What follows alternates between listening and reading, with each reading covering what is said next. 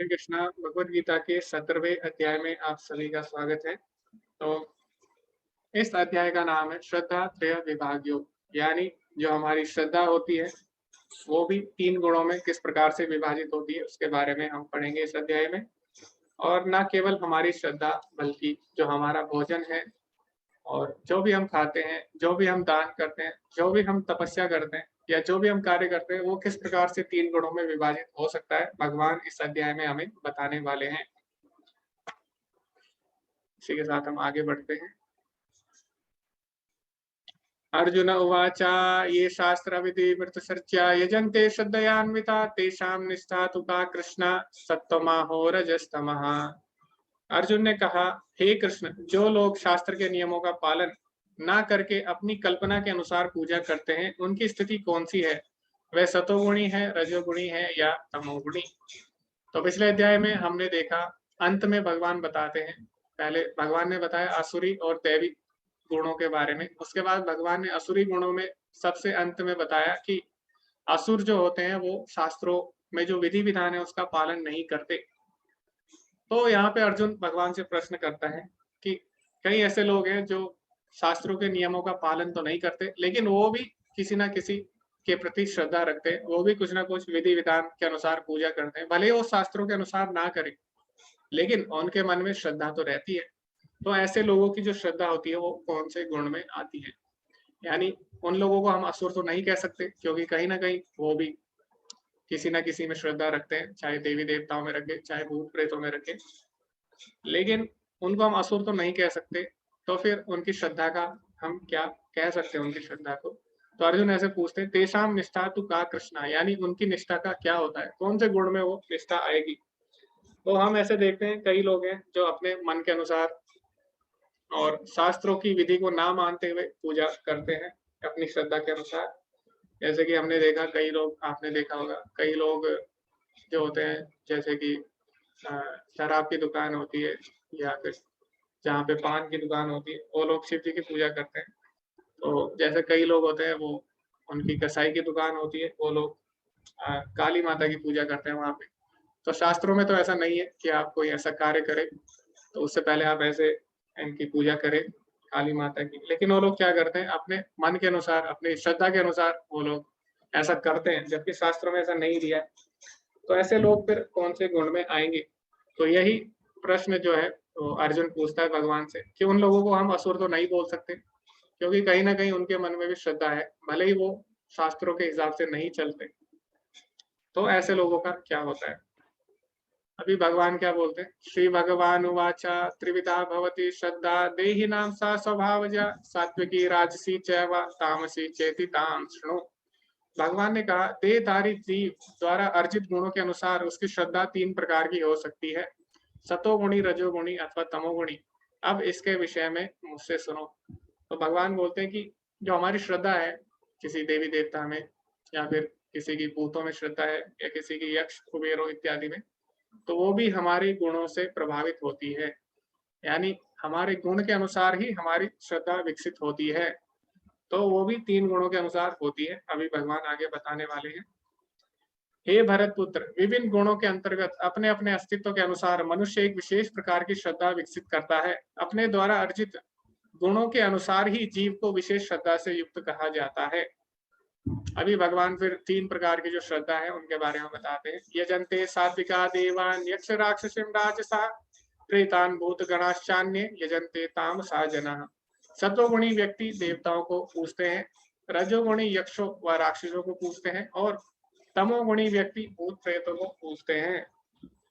तो जो सतोगुणी व्यक्ति होते हैं वो क्या करते हैं? पुण्य कर्म करते हैं, अच्छे कर्म करते हैं, तो लोग स्वर्ग की प्राप्ति के लिए अनेक देवी देवताओं की उपासना भी करते हैं। जैसे जो हमारे वेद है उसमें उसमें कर्म कांड में आता है कि किस प्रकार हम देवी देवताओं की पूजा करके स्वर्ग की प्राप्ति कर सकते हैं। तो कई लोग उससे बहुत ज्यादा आसक्त होते हैं। तो हमने बताया था सतोगुण में जो खुशी मिलती है, जो सुख मिलता है, उसमें मनुष्य बन जाता है। तो इस प्रकार ये लोग क्योंकि भोग करना चाहते हैं स्वर्ग का, उच्च लोगों का, तो ये लोग देवी देवताओं की पूजा करते हैं, पुण्य कर्म करते हैं। लेकिन वही जो रजोगुणी लोग हैं वो इस संसार में ही भोग करना चाहते हैं और उनको तुरंत लाभ चाहिए होता है। तो उसके लिए क्या करते हो? यक्ष और राक्षसों की पूजा करते हैं। और यक्ष और राक्षस से उन्हें भौतिक लाभ भी मिल जाते हैं। देवताओं से भी भौतिक लाभ मिलते हैं, लेकिन देवताओं से जो लाभ मिलते हैं वो उच्च लोक में उन्हें मिलते हैं। लेकिन इसी लोक में अगर उन्हें लाभ चाहिए तो जो रजोगुणी लोग हैं, क्योंकि उन्हें तुरंत लाभ चाहिए होता है, तो वो क्या करते हैं, यक्षों और राक्षसों की पूजा करते हैं। फिर आते हैं तमोगुणी लोग। तमोगुणी लोग क्या करते हैं, वो भूत प्रेतों को पूजते हैं। तो आपने देखा होगा कई लोग हैं ऐसे जो काला जादू इत्यादि में विश्वास रखते हैं, श्रद्धा रखते हैं, और वो क्या करते हैं, उसके लिए भूत प्रेतों को पूजते हैं। तो भगवान बताते भी हैं 9वें अध्याय में, यान्ति देवता देवान पितरन यान्ति पितृव्रता भूतानि यान्ति भूतेज्य यान्ति मध्याजिनो अभिमाम। तो भगवान बोलते हैं जो देवी देवताओं की पूजा करता है वो उच्च लोकों में जाता है, देवी देवताओं के लोकों में जाता है, और जो भूतों की पूजा करता है तो वो भूतों के लोकों में जन्म लेता है, भूतों के योनि में जन्म लेता है। और जो लोग मेरी भक्ति करते हैं, यान्ति देवतान देवान पितरन यान्ति पितृव्रता भूतानि यान्ति भूतेज्य यान्ति मध्ययाजिनो, यानी जो मेरी पूजा करता है वो मेरे पास आता है। तो इस प्रकार अलग अलग गुणों के लोगों की अलग अलग गति होती है, उसी अनुसार उनकी श्रद्धा भी होती है। तो हम देखते हैं कि कई लोग पढ़ाई के लिए, नौकरी के लिए या भौतिक लाभ के लिए, कोई संतान के लिए, अच्छे पति के लिए लोग क्या करते हैं, उपवास करते हैं, सीढ़ी चढ़ते हैं, अनेक कार्य करते हैं। इसी प्रकार जो असुर है वो भी कठिन तपस्या करते हैं देवी देवताओं को प्रसन्न करने के लिए, या फिर यक्ष राक्षसों इनको प्रसन्न करने के लिए। तो कई लोग अंगारों पे चलते हैं, कई लोग अपने शरीर को भी बेचते हैं, लेकिन कलयुग में हमें इतना करने की आवश्यकता नहीं है। तो कलयुग में केवल हम सारे लाभ प्राप्त कर सकते हैं केवल भगवान के नाम का जप करके। इसीलिए क्योंकि उनकी बुद्धि अभी भी 3 गुणों से प्रभावित है, तो अनेक कठिन-कठिन कार्य करते हैं। लेकिन उनको अगर एक साधारण कार्य बोल दिया जाए कि आपको बस भगवान का नाम लेना है, तो वो उनसे नहीं होता। तो फिर ऐसे लोगों का क्या होगा? ऐसे लोगों में श्रद्धा किस प्रकार आएगी भगवान के प्रति? तो हमारे जो वैदिक शास्त्र है उसमें अनेक देवी देवताओं के प्रति पूजा करने की विधि है, ताकि कहीं ना कहीं जो किसी गुण में है वो क्या करे, कम से कम उसके अंदर समर्पण की भावना आए। तो क्या होगा, जब किसी गुण से प्रभावित होगा, वो शास्त्रों को पढ़ता है पहले, तो स्वर्ग प्राप्ति के लिए ही सही, लेकिन कम से कम वो देवी देवताओं के पास जाता है। इससे क्या होता है, उसके मन में कहीं ना कहीं समर्पण की भावना आ जाती है। तो समर्पण की जब भावना किसी व्यक्ति में आ जाती है, तो उसके बाद भक्ति में आना उसके लिए बहुत ही सरल हो जाता है। तो इसीलिए हमारे शास्त्र इस प्रकार बनाए गए कि धीरे-धीरे हम भगवान की ओर बढ़े, धीरे-धीरे हम देवी-देवताओं की पूजा करें प्रारंभ में, और जिसके अंदर मान लीजिए सतोगुण है, जिसके अंदर रजोगुण है, तो धीरे-धीरे देवी-देवताओं के पास जाएँ, उनके अंदर समर्पण की भावना आए, और धीरे-धीरे जब समर्पण की भावना परिपक्व हो जाएगी, तब वो भगवान की शरण में भी आ जाएँगे। तो इसीलिए हमारे जो शास्त्र है इस प्रकार उनको बनाया गया है। ओके। तो आगे भगवान बताएंगे आसुरी जो प्रवृत्ति के लोग होते हैं वो किस प्रकार के कार्य करते हैं। जो लोग दंभ तथा अहंकार से अभिभूत होकर शास्त्र विरुद्ध कठोर तपस्या और व्रत करते हैं, जो काम तथा आसक्ति द्वारा प्रेरित होते हैं, जो मूर्ख हैं तथा शरीर के भौतिक तत्वों को तथा शरीर के भीतर स्थित परमात्मा को कष्ट पहुंचाते हैं, वह असुर कहे जाते हैं। तो यहाँ पे असुर की परिभाषा क्या है, असुर शास्त्र विरुद्ध कठोर तपस्या और व्रत करते हैं, यानी ऐसे कार्य करेंगे जो शास्त्रों में नहीं दिए। तो शास्त्रों में कहीं पे ऐसा नहीं बोला कि आपको इतनी कठिन तपस्या करनी है, आपको अपने शरीर को भेदना है, आपको अपने शरीर को इतना कष्ट पहुंचाना है। तो हम देखते हैं जैसे हिरण्यकश्यपु आप देख सकते हैं सबसे ऊपर। तो हिरण्यकश्यपु ने इतनी कठिन तपस्या की कि उसका जो पूरा शरीर है उस पे दीमक लग गया था। तो इस प्रकार उसने ब्रह्मा जी को प्रसन्न कर लिया। इसी प्रकार रावण है, रावण ने भी क्या किया, अपने शीश काट कर उसने शिव जी को चढ़ाए, और इस प्रकार उसने कैलाश पर्वत भी उठाया। तो ये कहीं शास्त्रों में नहीं दिया कि आपको ऐसी तपस्या करनी है। इसी प्रकार आजकल भी कुछ लोग करते हैं, आप देख सकते हैं यहाँ पे कई लोग अपना सिर जमीन में डाल के तपस्या करने लग जाते हैं। तो इस प्रकार की जो तपस्या है इससे क्या होता है, इससे ना केवल हमारे शरीर को कष्ट पहुंचता है बल्कि हमारे हृदय में जो है परमात्मा, तो परमात्मा हमारे हृदय में है, और परमात्मा क्या है, स्वर्दम सर्वभूतानाम, यानी सभी जीवों का हितैषी है।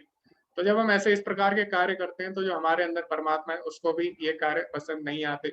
तो क्या होता है, जैसे एक बच्चा होता है, तो बच्चा क्या करता है, बच्चे को कोई वस्तु चाहिए होती है, तो माता पिता क्या करते हैं, उसको देते नहीं है, क्योंकि वो उसके लिए गलत है। तो बच्चा क्या करता है, खाना पीना छोड़ देता है, अपने शरीर को कष्ट पहुंचाने लगता है। तो फिर क्या करते हैं माता पिता, कहीं ना कहीं उसकी जो इच्छा होती है उसको पूरा कर देते हैं, उस पर दया करके। तो लेकिन क्या माता-पिता को इसमें अच्छा लगेगा? माता-पिता को अच्छा नहीं लगता कि जो मेरा बेटा है उसके शरीर को कष्ट पहुँचे। इसी प्रकार परमात्मा भी है। परमात्मा को भी बिल्कुल अच्छा नहीं लगता जब हम इस प्रकार के कार्य करते हैं, क्योंकि परमात्मा जो भी हमारे लिए करते हैं वो अच्छा ही करते हैं। लेकिन इस प्रकार जब कोई शास्त्र विरुद्ध कार्य करता है तो ऐसे लोगों को असुर कहा जाता है। अभी आगे भगवान बताएँगे, अभी भगवान ने श्रद्धा के बारे में बताया, अभी भगवान आगे बताते हैं कि जो भोजन है वो किस प्रकार से 3 गुणों में विभाजित है। तो इसको हम सभी लोग ध्यान से सुनेंगे, क्योंकि भोजन बहुत ही आवश्यक है और भोजन ना केवल हमारी आध्यात्मिक प्रगति बल्कि हमारी भौतिक प्रगति के लिए भी आवश्यक अंग है।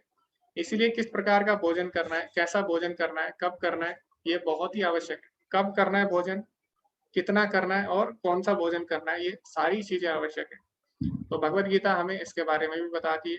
तो अभी जो हम पढ़ने वाले हैं वो भोजन के विषय में है, किस प्रकार का भोजन का हमारे शरीर पर क्या प्रभाव होता है। तो सबसे पहले भगवान बताते हैं सत्वगुणी भोजन के बारे में। जो भोजन सात्विक व्यक्तियों को प्रिय होता है वह आयु बढ़ाने वाला, जीवन को शुद्ध करने वाला तथा बल, स्वास्थ्य, सुख तथा तृप्ति प्रदान करने वाला होता है।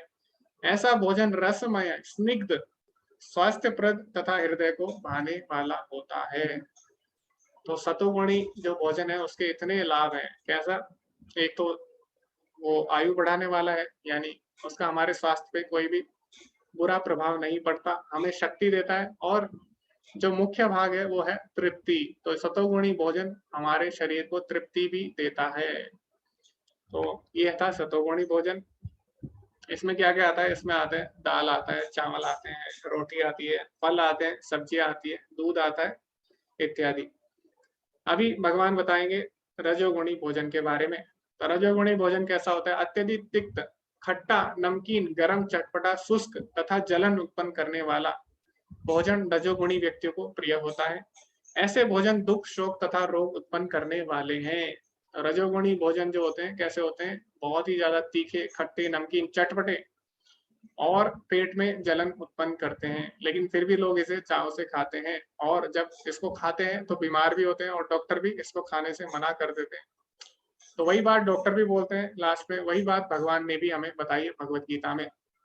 तो इसीलिए भगवत गीता को अगर हम ध्यान से पढ़ें, तो हमें डॉक्टर पे भी जाने की आवश्यकता नहीं रहेगी, क्योंकि भगवान की बात अगर हम मान लें, तो फिर हमें हमारे जीवन में कष्ट आएगा ही नहीं। तो इसीलिए जो भी बातें भगवत गीता में हैं, उन पे हमें ध्यान देना चाहिए। तो कोई बता सकता है इस प्रकार के भोजन कौन से हैं? कोई उदाहरण देना चाहेगा रजोगुणी भोजन का? हरे कृष्णा, ओके। जी, कैलाश प्रभु जी, हरे कृष्णा। हरे कृष्ण प्रभु जी। वो भोजन लाइक जैसे जो समोसा हो गया, कचौड़ी हो गया, ये जो हम बहुत फ्राई करके खाते हैं या जो मार्केट से पैक फूड लाते हैं, मेरे हिसाब से वो सारे भोजन जो है आपके इसमें आने चाहिए जी, जी, जी, रजोगुणी में। धन्यवाद। जी, धन्यवाद। धन्यवाद। ओके, हरे कृष्णा सुधीर जी। जी गुरु जी, ये जैसे बताया कि जो खट्टा हो, तीखा हो, वो रजोगुणी में आता है। जैसे लेडीज लोगों को बतासा बहुत पसंद होता है, पानी वाला। अब ये जैसे एक प्रभु जी ने अभी बताया कि कचौड़ी है, तला फला है, गरिष्ठ होता है, इसको पचाने में दिक्कत होती है और ये साथ ही साथ शरीर के लिए लाभप्रद नहीं होता। वो जी, सब जी, रजोगुणी में आ जाता है, जी, जी, जिससे थोड़ा आलस्य भी आता है। जी, जी, जी, धन्यवाद प्रभु जी। ओके, तो तो भगवान भगवत गीता में बता रहे हैं ऐसा भोजन क्या करता है, शुरू में आपको लगेगा अच्छा है, लेकिन अगर अगर आप इसको ज़्यादा समय तक खाएँगे, क्योंकि रजोगुणी जो सुख होता है उसमें आपको शुरू में तो लाभ मिलेगा, अच्छा लगेगा, लेकिन अगर आप ज़्यादा समय तक इसमें पड़ते हैं तो आगे जाके कहीं न कहीं आपका नुकसान करेगा। तो क्या होगा, या तो आपको बीमारी हो जाएगी और आप इसको अपने आप बंद कर देंगे, या फिर डॉक्टर जब तक नहीं बोलेगा तब तक क्या करते हैं, कई व्यक्ति मानते नहीं हैं। तो भगवान यही बोल रहे हैं इसमें, ऐसे जो भोजन है इस प्रकार के, इसमें आते हैं ड्राई, जो ड्राई सूखे हुए जो हम चीज़ें खाते हैं तली हुई, और जैसे कि फास्ट फूड वगैरह जो हम खाते हैं सारे इसी में आते हैं। तो डॉक्टर लोग भी इसके लिए मना करते हैं। ऐसा नहीं है कि केवल भगवत गीता में भगवान ही मना कर रहे हैं। आजकल जो डॉक्टर लोग हैं वो भी ऐसा खाना खाने से मना करते हैं, और नेहा माता जी भी यही बोल रही है इसमें कि फास्ट फूड, बर्गर, पिज़्ज़ा ये सब इसमें आते हैं। ओके, अभी हम बात करेंगे तमोगुणी भोजन के बारे में। तो कई लोगों को लगता है कि तमोगुणी मतलब होता है कि मांस और मछली, ये सब तमोगुण में आता है। जी, ये भी आता है तमोगुण में, लेकिन तमोगुणी खाना, जो सतोगुणी खाना है वो भी तमोगुणी बन सकता है। कैसे? अभी हम इसमें पढ़ेंगे।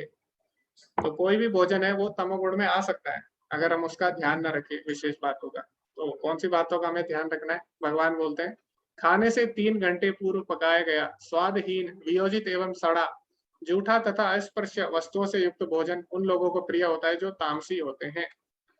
तो तमोगुणी जो भोजन होता है वो कौन सा होता है? 3 घंटे से पूर्व पकाया गया। तो 3 घंटे बाद अगर हम कोई खाना खाते हैं तो आयुर्वेद के अनुसार उसको ताजा नहीं माना जाता, सत्वगुणी नहीं माना जाएगा, वो किस में आ जाएगा? तमोगुण में। तो भले ही आपने खीर बनाई, लेकिन खीर को अगर आप देर से खाओगे तो बासी हो जाएगी, और बासी खाना कभी भी सेहत के लिए अच्छा नहीं होता। तो वही बात आयुर्वेद भी बोलती है, वही बात आजकल डॉक्टर भी बोलते हैं, और वही बात भगवत गीता में भगवान भी बोल रहे हैं कि बासी खाना, भले ही आपका सात्विक खाना हो, लेकिन अगर वो बासी हो जाता है तो उसके बाद वो तमोगुण में आ जाएगा। और दूसरा जो तमोगुणी खाना होता है उसके क्या लक्षण होते हैं? स्वादहीन होता है, सड़ा हुआ होता है। तो इस पे भी हम चर्चा करेंगे। दूसरा, जूठा और अस्पर्श। तो जूठा अगर आप किसी का खाते हैं तो जूठा नहीं खाना चाहिए। तो उसमें भी क्या होता है? उससे भी बीमारियां फैलती है। और अस्पर्शीय वस्तु से युक्त, तो अस्पर्शीय वस्तु कैसे होगी? जैसे कि किसी जानवर ने उसको खा लिया, या फिर जैसे कि कोई बीमार व्यक्ति है उसने अगर उसको छू लिया। तो आजकल हम देखते हैं कोरोना काल में क्या हुआ था, जो जिनको कोरोना हुआ था उन वो किसी चीज को छूते थे, तो हम क्या करते थे? उस चीज को नहीं छूते। मान लीजिए अगर उसने आपका खाना छू लिया, किसी कोरोना किसी को हो गया, तो आप उसको नहीं खाएंगे ना। तो ऐसे खाने को बोलते हैं अस्पर्शीय वस्तुओं से युक्त, यानी ऐसी चीज से उसको छुआ दिया गया जिससे नहीं छुआना चाहिए था। ठीक है, तो ऐसा भोजन भी हमें नहीं करना। तो ऐसा भोजन किस में आ जाएगा? तमोगुणी भोजन में। ओके, तो इसमें सड़ा हुआ भोजन की बात आती है। तो कोई बता सकता है सड़े हुए भोजन का उदाहरण क्या है? लोग उसको खाते हैं, अभी भी चाव से खाते हैं, चाव से उसको ग्रहण करते हैं। हरे कृष्णा सतीश प्रभु जी, आप बताना चाहेंगे इसके बारे में, सड़ा हुआ भोजन के बारे में? तो यो जो तामसी भोजन भी बोलते हैं इसको, ये तो फॉरेन में, हमारे देश मैं तो नेपाल से हूँ। नेपाल में, और आज लोग सब बहुत बिजी है, यानी दुनिया में काम फुर्सत नहीं होता है, पका के फ्रिज में रख देता है, यानी सबको पका के एक दिन का खाना 3 दिन में खाता है। और हम ही प्रैक्टिस करते हैं, जैसे अब दाल हो गया, तरकारी हो गया, थोड़ा ज्यादा पकाए फ्रिज में रख देते हैं, कल खाते हैं। और बहुत सारा ट्रेडिशन है जो, मतलब ताजी खाना तो फ्रिज में रहता ही है, रात का बना हुआ। और बोले है ये मासू रात पकाता है, सवेर में खाता है। मतलब ये प्रैक्टिस बहुत ज्यादा है। 90% 85% लोग जो है ये यही भोजन करता है, ऐसे लगता है। जी प्रभु जी, तभी तो यही तो कारण है कि आजकल लोग बीमार बहुत ज्यादा हो रहे हैं। और आप देखेंगे अगर हॉस्पिटल में अगर हम देखें तो ऐसा बोला गया है शास्त्रों में कि कई लोग बताते हैं कि आचार्य बोलते हैं कि कलयुग में लोग भूख से नहीं मरेंगे, भूख से कम मरेंगे, कलयुग में लोग खाने से ज्यादा मरेंगे। तो आजकल हम वही देख सकते हैं, क्योंकि जो मुख्य बीमारियां होती है, कोई भी बीमारी आप देखिए उसकी जड़ हमारे भोजन से ही आरंभ होती है। ओके, तो सड़े हुए भोजन की हम बात कर रहे थे। तो हरे कृष्णा, ओम प्रभु जी। हरे कृष्णा प्रभु जी। जो फर्मेंटेड करके और बनाया जाता है फूड जो होता है, जिसको वह बना के रख लेते हैं, और plus of course cold storage में जो रखते हैं। कोल्ड स्टोरेज में आजकल ये भी एक चलन है कि बना के रख लेते हैं, कोल्ड स्टोरेज में रखते हैं, फिर गर्म करके खाते हैं। और तो ऐसे जो खाना है उस तरह का ये उस कैटेगरी में है। जी जी जी, धन्यवाद प्रभु जी। तो फर्मेंटेड जो खाना होता है वो भी इसमें आता है। और इसमें एक और मुख्य वस्तु आती है जिसको हम बोलते हैं शराब। तो शराब को अगर हम देखेंगे, शराब बना है उर्दू से सरा प्लस आब। तो आब का मतलब होता है उर्दू में पानी, सड़ा का मतलब होता है सड़ा हुआ। तो शराब का मतलब होता है सड़ा हुआ पानी। तो शराब को लोग चाव से आज ग्रहण करते हैं। तो शराब जो है वो सड़ा हुआ पानी उसको बोला जाता है। तो शराब भी किस में आती है? तमोगुण में आती है। तो इस तरह हमने देखा अलग अलग प्रकार के भोजन भी 3 गुणों में आते हैं। तो हमें क्या करना है? हमें सही भोजन चुनना है और अपने जीवन को सरल बनाना होगा। और जो सात्विक भोजन होता है उसमें समय भी कम लगता है, उसमें हमारी समय की बचत भी होती है, अच्छा भी होता है, स्वादिष्ट तृप्ति भी देता है, और हमारी आयु को भी बढ़ाता है। तो इससे ना केवल हमारे आध्यात्मिक जीवन में लाभ होता है, बल्कि हमारा जो भौतिक जीवन है वो भी अच्छा रहेगा। तो अगर भगवत गीता की बातें अगर नास्तिक लोग भी मान लेते हैं तो कहीं ना कहीं उन्हीं का कल्याण होगा, क्योंकि पिता की बात अगर पुत्र मानेगा तो उसका कल्याण ही होगा। भले ही वो पिता की बात और बातें माने ना माने, लेकिन कुछ बातें भी अगर मान लेता है पिता की तो कहीं ना कहीं उसका कल्याण ही होगा। तो हमें क्या करना है, हमें ना वेजिटेरियन बनना है ना नॉन वेजिटेरियन बनना है, हमें क्या बनना है, कृष्णटेरियन बनना है। हमें भगवान को अर्पित करके भोजन खाना है। तो जो हम सात्विक भोजन है वो हमारे लिए उत्तम है, लेकिन अगर हम वही भोजन भगवान को अर्पित करके खा लेते हैं तो उससे और भी ज्यादा लाभ मिल जाते हैं। यज्ञ शिष्टासिनासन तो उच्चन्ते सर्व किल्बिषे, तो भगवान को जब हम अर्पित करके खाते हैं तो हम सभी पापों से मुक्त हो जाते हैं। तो इसीलिए हमें प्रयास करना है कि हम लोग कृष्णटेरियन बने। तो इस प्रकार के अलग अलग भोजन है। अभी भगवान बताते हैं यज्ञ के बारे में। अभी भगवान ने बताया श्रद्धा के बारे में, भोजन के बारे में। अभी जो यज्ञ हम लोग करते हैं वो भी 3 गुणों से किस तरह प्रभावित होता है। यज्ञों में वही यज्ञ सात्विक होता है जो शास्त्र के निर्देशानुसार कर्तव्य समझकर उन लोगों के द्वारा किया जाता है जो फल की इच्छा नहीं करते। तो हमें यहाँ पे समझना होगा सात्विक यज्ञ कौन सा होता है, जो शास्त्र के निर्देशानुसार और अपना कर्तव्य समझकर किया जाता है। ऐसा नहीं कि कोई आपसे जबरदस्ती वो करा रहा है। और दूसरा, हमें शास्त्रों के अनुसार यज्ञ करने चाहिए। तो कई लोग हैं आजकल अलग अलग तरह के यज्ञ करते हैं, लेकिन शास्त्र ऐसा नहीं बोलते। शास्त्र बोलते हैं कि कलयुग में हमें कौन सा यज्ञ करना है। यज्ञ संकीर्तन प्रायर यजंती सुमेधसा, कलयुग में हमें हरिनाम संकीर्तन यज्ञ करना है। जो कलयुग में बुद्धिमान लोग होंगे वो हरिनाम संकीर्तन यज्ञ करेंगे। तो सारे शास्त्र यही बोल रहे हैं कि कलयुग में हमें क्या करना है, हरिनाम संकीर्तन यज्ञ करना है। इसीलिए जो लोग हरिनाम संकीर्तन यज्ञ कर रहे हैं वास्तव में वो सात्विक यज्ञ कर रहे हैं, क्योंकि वो इसमें बोला गया बिना फल की इच्छा से। तो जब भगवान के वक्त भगवान का नाम लेते हैं उसमें उनकी कोई भी भौतिक इच्छा नहीं रहती, केवल भगवान को प्रसन्न करने के लिए ऐसा करते हैं। तो इस तरह हम देख सकते हैं हमें कौन से यज्ञ करना है। अभी हमें करना है जप यज्ञ। लेकिन अभी राजसी यज्ञ भी होता है, उसमें क्या होता है, लेकिन हे भरत श्रेष्ठ, जो यज्ञ किसी भौतिक लाभ के लिए गर्ववश किया जाता है उसे तुम राजसी जानो। तो कई यज्ञ होते हैं जिनमें हमारी भौतिक इच्छाएं होती है, उनके लिए हम यज्ञ करते हैं। और इसमें कहीं ना कहीं हमारे अंदर या तो हम कुछ दिखाने के लिए यज्ञ करते हैं। तो इस प्रकार के यज्ञ जो होते हैं वो राजसिक यज्ञ कहे जाते हैं। तो कई लोग होते हैं, आपने देखा होगा, वो अलग अलग भौतिक लाभ के लिए, कोई नौकरी के लिए, कोई किसके लिए, कोई पुत्र के लिए, कोई किसी चीज के लिए यज्ञ करते हैं, और कोई अच्छी संपत्ति के लिए यज्ञ करते हैं। तो इस प्रकार के जो यज्ञ होते हैं भौतिक लाभ के लिए किए जाते हैं, वो सारे राजसी यज्ञ। या कई लोग दिखावे के लिए भी यज्ञ करते हैं। अभी बात आती है तमोगुणी यज्ञ की। जो यज्ञ शास्त्रों के निर्देशों की अवहेलना करके, प्रसाद वितरण किए बिना, वैदिक मंत्रों का उच्चारण किए बिना, पुरोहित को दक्षिणा दिए बिना तथा श्रद्धा के बिना संपन्न किया जाता है वह तामसी यज्ञ माना जाता है। अभी जो रजोगुणी यज्ञ है उसमें शास्त्रों के जो नियम है उनका पालन होता है, भले ही वो भौतिक इच्छा के लिए हो रहा। लेकिन अभी तमोगुणी यज्ञ है उसमें बिल्कुल भी शास्त्रों के नियमों का पालन नहीं होता, वो अपनी हिसाब से लोग करते हैं। तो जैसे यहाँ पे आप देख सकते हैं रावण यहाँ पे क्या कर रहा है, अपना शीश काट रहा है। तो शास्त्रों में इस प्रकार के यज्ञ का विधान कहीं भी नहीं है। लेकिन जो लोग इस प्रकार अपनी मन मर्जी के हिसाब से कार्य करते हैं, ऐसे लोग तमोगुणी यज्ञ को संपन्न करते हैं। अभी भगवान बताएंगे कि जो तपस्या होती है वो भी 3 प्रकार की होती है, सतोगुणी, रजोगुणी और तमोगुणी। और सबसे पहले भगवान सतोगुणी तपस्या के बारे में बताएंगे। तो सतोगुणी तपस्या भी 3 प्रकार की होती है। तो उसमें सबसे पहले आती है शरीर की तपस्या, उसके बाद आती है मन की तपस्या, उसके बाद आएगी वाणी की तपस्या। तो सतोगुणी तपस्या में सबसे पहली तपस्या है शरीर की तपस्या। तो भगवान अभी इसके बारे में बताएंगे। देवविज गुरु प्राज्ञ पूजनम शौचम मार्जवम ब्रह्मचर्यम अहिंसाम च शरीरम तप उच्यते।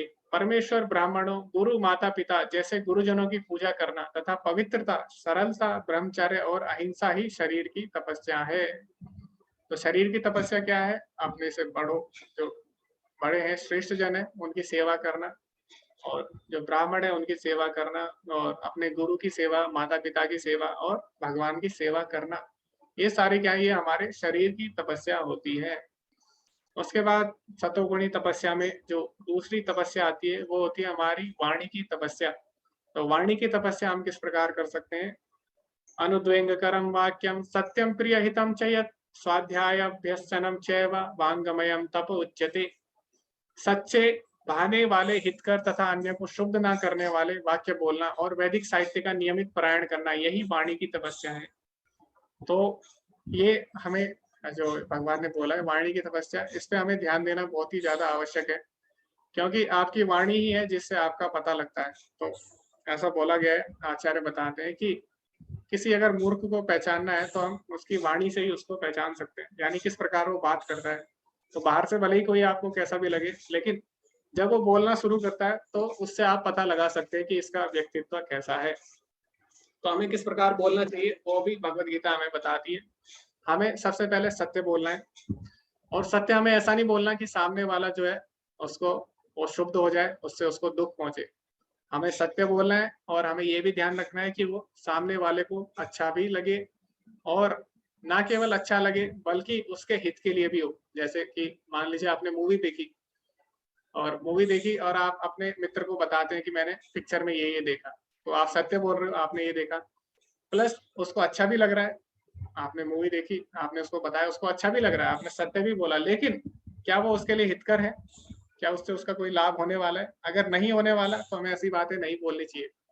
तो अगर हम सत्य भी बोल रहे हैं, किसी को अच्छा भी लग रहा है, लेकिन हमें ये भी ध्यान देना है क्या वो उसकी भलाई के लिए है या नहीं, क्या उससे किसी का भला हो रहा है।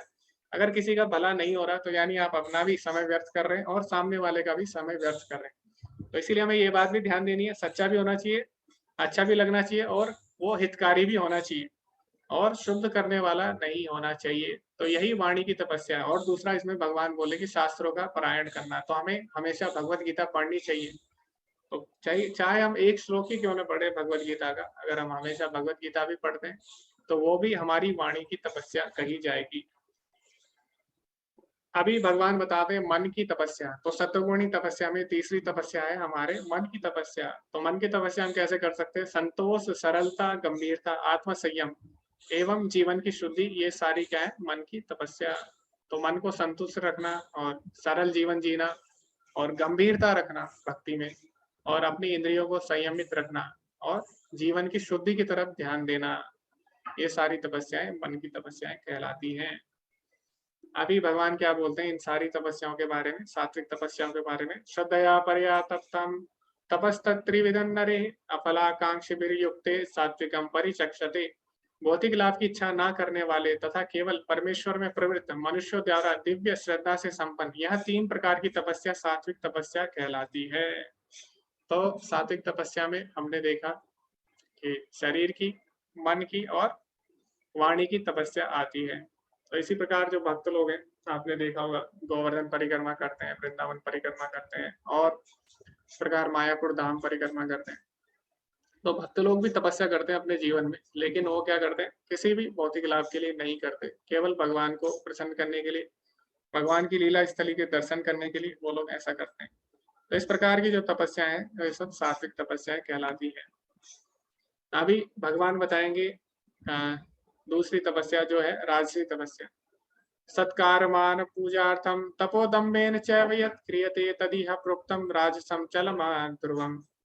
जो तपस्या दम्भ पूर्वक तथा सम्मान, सत्कार एवं पूजा कराने के लिए संपन्न की जाती है, वह राजसी अर्थात रजोगुणी कहलाती है। यह न तो स्थायी होती है और न शाश्वत। रजोगुणी तपस्या में क्या होता है? ये किसी भौतिक लाभ के लिए की जाती है और सम्मान पाने के लिए। तो जैसा आपने देखा होगा कई लोग व्रत रखते हैं, तो कई लोग व्रत इसलिए रखते हैं ताकि लोग उनकी प्रशंसा करें, लोग उनकी उनकी तरफ आकर्षित हो, और इससे उन्हें कोई प्रतिष्ठा मिले या कोई लाभ मिले। तो कई लोग इसलिए भी जो करते हैं, धार्मिक कार्य करते हैं। तो इस प्रकार की जो तपस्याएं होती है, भगवान बोलते हैं जो सत्कार के लिए या अपनी पूजा, लाभ, प्रतिष्ठा, सम्मान के लिए की जाती है, ऐसी तपस्याएं राजसी तपस्याएं कहलाती है। और इनका जो फल होता है वो भगवान बोलते हैं शाश्वत नहीं होता, इनका फल क्षणिक होता है। अभी भले ही आपकी प्रतिष्ठा करे, लेकिन एक ना एक दिन क्या होगा? एक ना एक दिन उनको उनके सामने सत्य आ जाता है, और इसका जो भी फल है ये क्षणिक होता है। और इससे अगर आपको कोई भौतिक लाभ मिलता भी है, पूजा, लाभ, प्रतिष्ठा, सम्मान, तो वो ज्यादा समय टिकेगा नहीं। तो इसीलिए ये रजोगुणी तपस्या कहलाती है। अभी सतोगुणी, रजोगुणी हमने देखा। अभी तमोगुणी तपस्या में क्या होता है?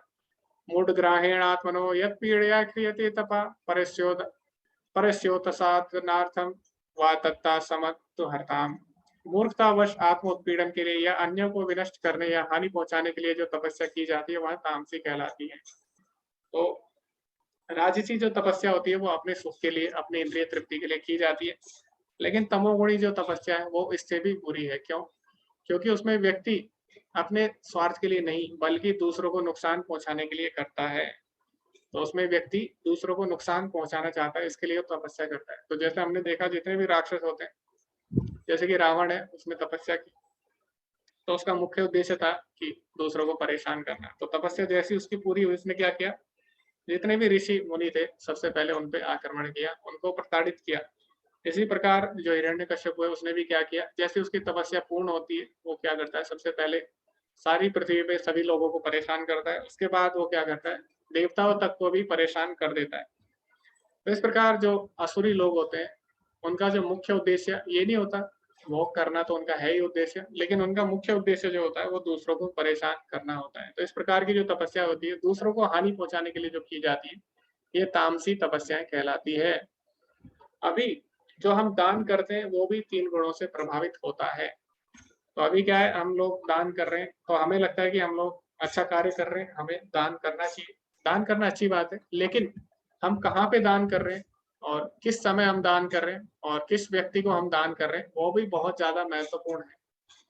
तो क्योंकि अगर हम सही जगह पे, सही समय पे और सही व्यक्ति को दान नहीं करेंगे तो हो सकता है वो दान जो आपने किसी के कल्याण के लिए किया, हो सकता है वो सबके विनाश का कारण बन जाए। इसीलिए हमें दान भी सोच समझ कर करना चाहिए। तो दान हमें किस प्रकार करना चाहिए वो भी भगवान भगवद गीता में हमें बताते हैं। तो सबसे पहले आता है सतोगुणी दान। तो आप ध्यान से सुनना इसके बाद, और इसके बाद आप इसके उदाहरण भी दे सकते हैं। तो दातम्मिति यद्दानं दीयते अनुपकारिणे देश काले च पात्रे च तद्दानं सात्विकं स्मृतम्।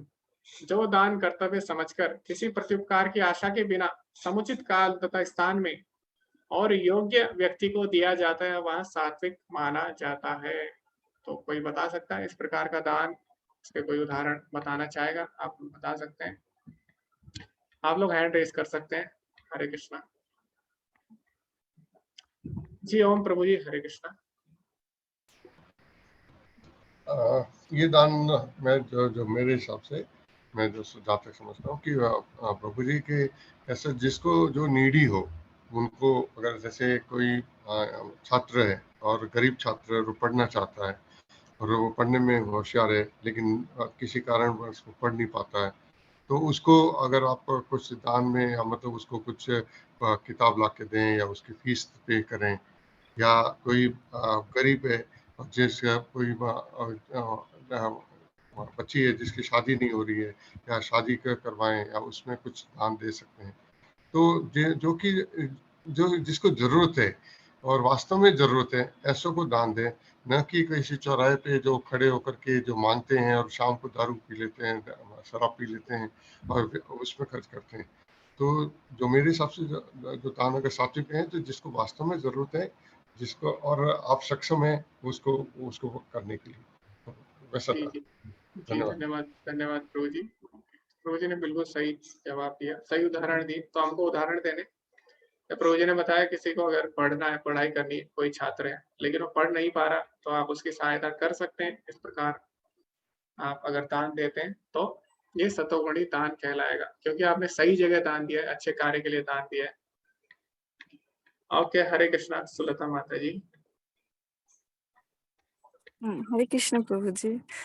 मेरा भी वही कहना था और मुझे ये भी लगता है जिसको जैसे शास्त्र के ज्ञान चाहिए, जैसे शायद हम लोगों की भी ये जानना जरूरी थे। तो आप लोग जो दे रही है हम लोगों को, ये दान नहीं कहूंगी बट ये भी सत्य ज्ञान है जो दे सकते हैं हम लोग किसी और को, या किसी को प्रभु जी जैसे बताया जो छात्रों को अगर जरूरत हो तो बुक्स फीस दे सकते हो।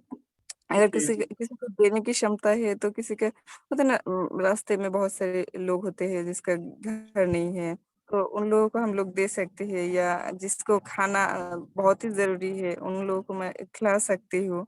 तो इस तरीके से हो सकते हैं। जी, धन्यवाद माता जी। तो विद्या का जो दान है वो सबसे बड़ा दान माना गया, क्योंकि किसी के पास अगर सही विद्या है तो उसको किसी और चीज की आवश्यकता ही नहीं पड़ती। ओके जी माता जी, आपने भी बहुत अच्छा उदाहरण दिया और चैट में भी बहुत सारे डिवोटीज ने लिखा है, मैं पढ़ के बता देता हूँ। ओके, पूनम माता जी बोल रही है ऋषि मुनियों यानी जो संत लोग हैं उनको दान देना। और सुप्रदीप प्रभु जी बोल रहे हैं कि इस्कॉन में दान देना। जी प्रभु जी, तो अगर आप भक्तों को या मंदिर की सेवा में अगर दान देते हैं वो भी सत्वगुण में आएगा। पूनम माता जी बोल रही है कि जरूरतमंद को देना, भूखे को खिलाना, कि भूखे को खिलाना भी सही है जी। लेकिन अगर जो भी कार्य हम कर रहे हैं उसमें हमारी, इसमें क्या बोला गया है, प्रत्युपकार की आशा नहीं होनी चाहिए। मान लीजिए आप अगर किसी की पढ़ाई में आप सहायता करते हैं तो आपके मन में ये नहीं आना चाहिए कि ठीक है आज मैंने इसकी सहायता की, कल को इसकी अगर नौकरी लगेगी, ये पढ़ लिख जाएगा तो ये भी मेरी सहायता करेगा, ऐसे नहीं सोचना। अगर आप ऐसे सोचते हैं फिर वो सत्वगुणी दान में नहीं आएगा। यानी सत्वगुणी दान में आपको प्रत्युपकार की नहीं सोचनी है। आपको दान देना है तो आपको ये नहीं सोचना कि कल को ये भी मेरी सहायता करेगा, ऐसे सोच के नहीं देना। तो जैसे अभी क्या होता है, जैसे किसी का जन्मदिन होता है तो कई लोग क्या होते हैं जन्मदिन में अच्छे अच्छे गिफ्ट देते हैं, लेकिन वो क्या सोचते हैं कि मैंने इसके जन्मदिन में गिफ्ट दिया था तो अब मेरा जन्मदिन आएगा तो ये भी मुझे गिफ्ट देगा, तो ऐसा वो सोच लेते हैं। और अगर उसने ना दिया फिर उनका क्या होता है, तो फिर वो बेचारे बहुत ही ज्यादा हताश हो जाते हैं। तो इसीलिए जो सत्वगुणी दान है उसमें क्या करना चाहिए, उसमें हमें ये नहीं सोचना चाहिए कि हम किसी को दे रहे हैं, किसी की सहायता कर रहे हैं तो कल को हो सकता है ये भी मेरी सहायता करे, इस भावना के साथ हम दान नहीं देते। तो जैसे आपने सुना भी होगा, एक गाना भी है, तो 1 रुपया देगा तो 10 रुपए देगा, तो ऐसे नहीं सोचना चाहिए हमें, ठीक है। तो हमें अगर देना है तो हमें लेने की नहीं सोचनी है। अगर हम लेने की सोचेंगे फिर वो सत्वगुणी में नहीं आएगा। दूसरा, हमें समुचित काल यानी सही समय पर भी देना है। जैसे कि मान लीजिए किसी को अभी आवश्यकता है, जैसे मान लीजिए अभी प्रभु जी ने बताया किसी को पढ़ना है, उसको पैसे की आवश्यकता है, लेकिन आपने क्या किया, अभी उसको पैसे नहीं दिए। उसने क्या किया, एक बार उसकी डेट चली गई एडमिशन की, उसके बाद आप उसको पैसे दे रहे हो तो उसका कोई लाभ नहीं होगा। क्योंकि अगर सही कार्य भी अगर विलंब से किया जाए यानी सही कार्य भी अगर देर से किया जाए तो वो भी गलत माना जाता है। तो अगर आप दान भी कर रहे हैं सात्विक दान, लेकिन आपने सही समय पर नहीं किया तो वो भी सात्विक दान नहीं कहलाएगा, ठीक है। तो इसीलिए हमें सोचना है, ये सब चीजें हमें ध्यान रखनी है। ओके, तो इसमें उदाहरण आता है नंद बाबा का। तो जब नंदोत्सव मनाया गया, भगवान श्री कृष्ण जब आते हैं तो उसके बाद क्या हुआ, नंद बाबा जो थे उन्होंने सभी को दान दिया। सभी को जो जो जिसकी आवश्यकता थी उसके अनुसार सभी को दान दिया, और ये उन्होंने अपना कर्तव्य समझकर दिया। और ये इसलिए नहीं दिया उन्होंने कि इसके बदले उन्हें कुछ चाहिए, ये उन्होंने अपने कर्तव्य समझकर सभी लोगों को अपनी खुशी खुशी दान दिया। तो इस प्रकार के जो दान होते हैं वो सात्विक दान कहलाते हैं। अभी आता है रजोगुणी दान। तो अभी हम रजोगुणी दान के बारे में भी चर्चा करेंगे। तो इस दान में क्या होता है, यत्तु प्रत्युपकारार्थम फलम उद्दिश्य वा पुनः दीयते च परिक्लिष्टम तद्दानम राज संस्कृतम। किंतु जो दान प्रत्युपकार की भावना से या कर्म फल की इच्छा से या अनिच्छा पूर्वक दिया जाता है वह रजोगुणी या राजसी कहलाता है। कि सुधीर प्रभु जी बोले विद्या ददाति। समुचित काल मतलब होता है सही समय पर प्रभु जी। ओके, तो रजोगुणी दान को कोई बताना चाहता है? हरे कृष्णा सुधीर प्रभु जी। जी आप अनम्यूट करिए, रजोगुणी दान की परिभाषा आप देना चाहेंगे? रजोगुणी उदाहरण? गुरु जी, जैसा कि इसमें हमें फल की आकांक्षा से दिया जाए वही जी रजोगुणी दान कहलाता है। जी, क्योंकि लेकिन इसके कोई उदाहरण दीजिए आप, उदाहरण हमें निस्वार्थ देने। भाव से नहीं जी। तो इसमें गुरु जी मतलब हमें उसका रिटर्न मिले, जैसे वही जैसे अभी आपने बताया कि किसी को मान लीजिए गिफ्ट हम दे रहे हैं तो हम इस भावना से दें कि भाई मेरा बर्थडे आएगा मुझे भी मिलेगा, तो वो सतोगुणी दान नहीं कहलाया, वो रजोगुणी हो गया।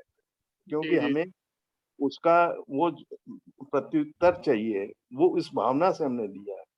इसी तरह से हमने किसी को बुक्स भी दी है तो हम ये देखें कि जब ये कमाने लगेगा हमको देगा पैसा, तो वो सतोगुणी ना होके रजोगुणी हो जाए।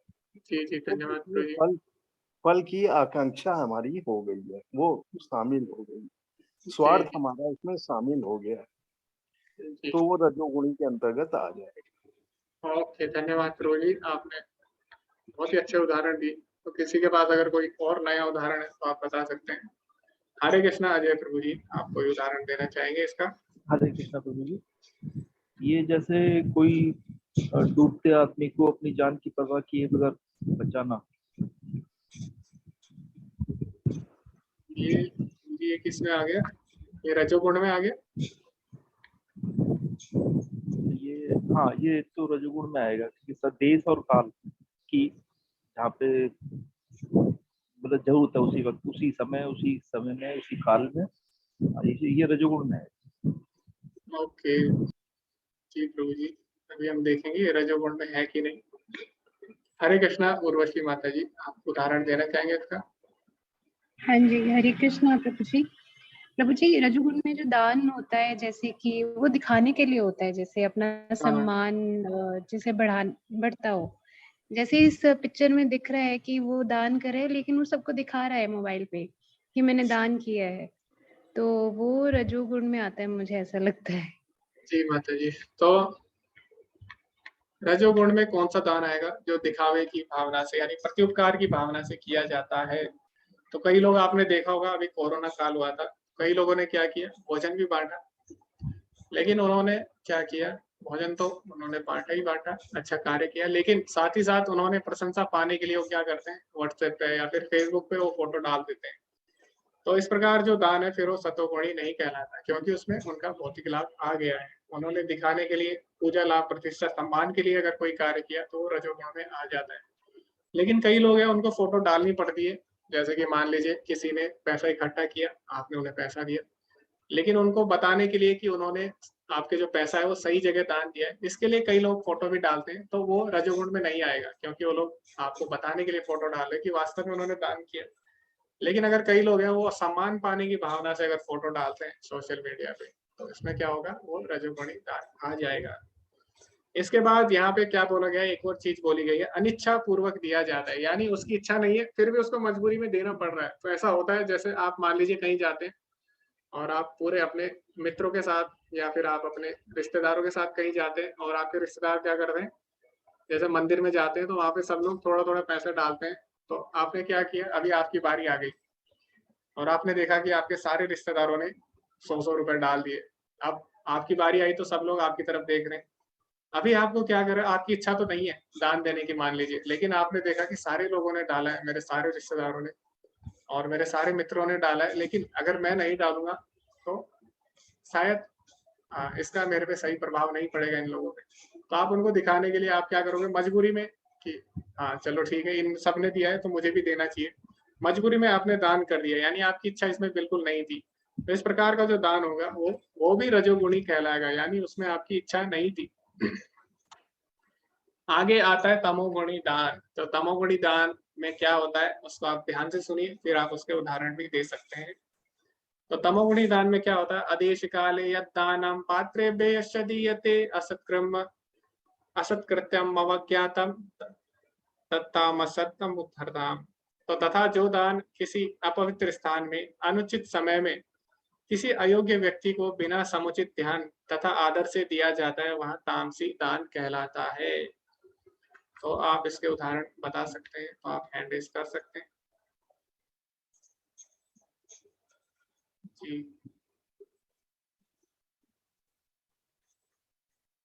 ओके, तो यहाँ पे कुछ ही माता जी बोले एनजीओ फोटो डालते हैं, तो मैंने बताया माता जी फोटो डालने के पीछे अगर उनका उद्देश्य गलत है तो रजोगुण में आएगा, ठीक है। हरे कृष्णा। ओम प्रभु जी, आप बताना चाहेंगे तमोगुणी दान के विषय में, इसके उदाहरण? तमोगुणी, हाँ, मैं जो मानना है जैसे सॉरी, जो चौराहे के ऊपर खड़े होते हैं और जिनका एक पूरा ग्रुप गैंग की तरह चलता है और वहाँ पे खड़े होकर के हर चौराहे पे रेड लाइट पे, पर्टिकुलर दिल्ली वगैरह में मैंने कई जगह देखे हैं, खड़े होते हैं, मांगते हैं और वो बाद में वो इनका जो माफिया टाइप होते हैं वो उनको पैसे जाते हैं और उसका फिर शराब पीते हैं, अनैतिक कार्यों में वो पैसा खर्च होता है। तो इस तरह का जो दान है वो एक, मेरा मानना है कि वो तामसी दान है, क्योंकि वो आपका जो पैसा है वो एक गलत जगह उसका यूज होता है, यूटिलाइज होता है। जी जी जी, धन्यवाद प्रभु जी। धन्यवाद। बहुत ही अच्छा आपने उदाहरण दिया कि आप देखते हैं कि ट्रैफिक लाइट्स पे या सिग्नल पे या कहीं पे स्टेशन पे जो पूरा एक गैंग होता है, वो लोग क्या करते हैं, उनसे पैसे मंगाई जाती है, भीख मंगाई जाती है, उसके उससे फिर उनका एक पूरा गिरोह होता है, वो लोग क्या करते हैं, आपका पैसा लेके एक जो उनका सरदार होता है उसको देते हैं, उसके बाद वो क्या करते हैं, कुछ पैसों का वो लोग शराब नशा वगैरह कर लेते हैं। तो इस प्रकार अनुचित समय में आपने दान दिया, अनुचित व्यक्ति को आपने दान दिया, अनुचित स्थान पे आपने दान दिया, तो इस प्रकार का दान किसमें आ जाएगा? तमोगुण में। हरे कृष्णा। सुधीर प्रभु जी आपको उदाहरण देना चाहेंगे? यही बात कहना चाह रहा था, जैसे हिप्पी लोगों को दे दिया तो उनका इंटेंशन अलग है, वो नशा करेंगे उसका, तो जी जी उसको तो पाप लगेगा ही। जो पाप उनको लगेगा नशा करने से, उसका 50% हमें लगेगा, क्योंकि हम उनको सहायता कर रहे हैं जी धन दे जी की, जी जाने अनजाने में। यदि हमने अनजाने में भी दिया है तो भी हमें उसका पाप लगेगा 50%। जी प्रभु जी धन्यवाद। तो हमें सोच समझकर दान देना चाहिए। हो सकता है आपको लग रहा हो आप सही कार्य कर रहे हैं, लेकिन ये भगवत गीता हमें यही सिखाती है कि जो भी कार्य हम करें हमें किस प्रकार से करना है। तो आपको लग सकता है कि आप सही कार्य कर रहे हैं, लेकिन वास्तव में हो सकता है वो सही ना हो। इसीलिए हमें जो भी कार्य करना है उसमें थोड़ा सोचना होगा। हरे कृष्णा। अर्चना माता जी। हेलो जी, जय श्री जी कृष्ण। जी हमारे घर पे अक्सर कई लोग ऐसे आते हैं, सालों से मैं देख रही हूँ, एक रजिस्टर लेके आएंगे और हमने मानता बोली थी और हमें बच्चों को खाना खिलाना है, फला फला समिति से है या फिर अनाथ आश्रम के लिए चंदा दीजिए। तो हम लोग उनको मना कर देते हैं। कारण ये है कि अगर आपने मतलब कहते हैं कि अगर आपने कोई मनौती मानी थी तो वो आपको अपने पैसों से पूरी करनी चाहिए, ना कि किसी और के पैसों से, जब संभव हो। दूसरी बात ये कि अनाथ आश्रम को गवर्नमेंट ऐड देती है, तो अननेसेसरी ये लोग जो है वो लेने निकलते हैं, जबकि गवर्नमेंट ने कहीं नहीं बोला। या किसी भी अनाथ आश्रम में चले जाए तो वो कभी नहीं बोलते कि हमारे यहाँ बच्चों को ऐसे लेने भेजते हैं या लोगों को लेने भेजते हैं। जी जी जी इसको धन्यवाद। कौन सा दान कहेंगे और ये उचित है कि अनुचित है? जी माता जी। तो ऐसा दान जो कई लोग आते हैं आपके घर पे, वो बोलते हैं कि हम इस संस्था से हैं, लेकिन वास्तव में वो आपको क्या कर रहे हैं? चूना लगा रहे हैं, क्योंकि वो किसी भी संस्था से नहीं है, वो अपने भौतिक लाभ के लिए दान ले रहे हैं। तो ऐसे व्यक्तियों को दान नहीं देना है। आप किसी संस्था के अगर कोई तरफ से आता है, आपको थोड़ा उसके बारे में जानकारी लेनी होगी।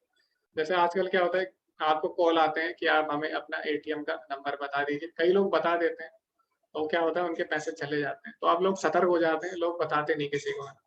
तो इसी तरह जब आपसे कोई पैसे माँगने आता है, तो आपको भी थोड़ा सतर्क रहना चाहिए, आपको देखना चाहिए। आपको जो वास्तविक एनजीओ है, आजकल नेट पे सब मिल जाता है, ठीक है? तो उसके बाद आप क्या कर सकते हैं, इंटरनेट पे आप पता कर सकते हैं वास्तव में वो है कि नहीं, और ऑथेंटिक है कि नहीं, उनको आप कॉल कर सकते हैं, उससे आप पता कर सकते हैं। हमें थोड़ा समझदार होना होगा दान देते समय। ऐसे ही कई लोग होते हैं, क्या करते हैं, कई लोग जानबूझकर भी गलत जगह दान देते हैं। जैसे कि हमने देखा आतंकवादी जो गतिविधियां होती है हमारे देश में या कहीं भी होती है, तो उनके लिए भी फंडिंग जाती है, जिसको टेरर फंडिंग बोला जाता है। तो कई लोग वहां पे भी दान देते हैं।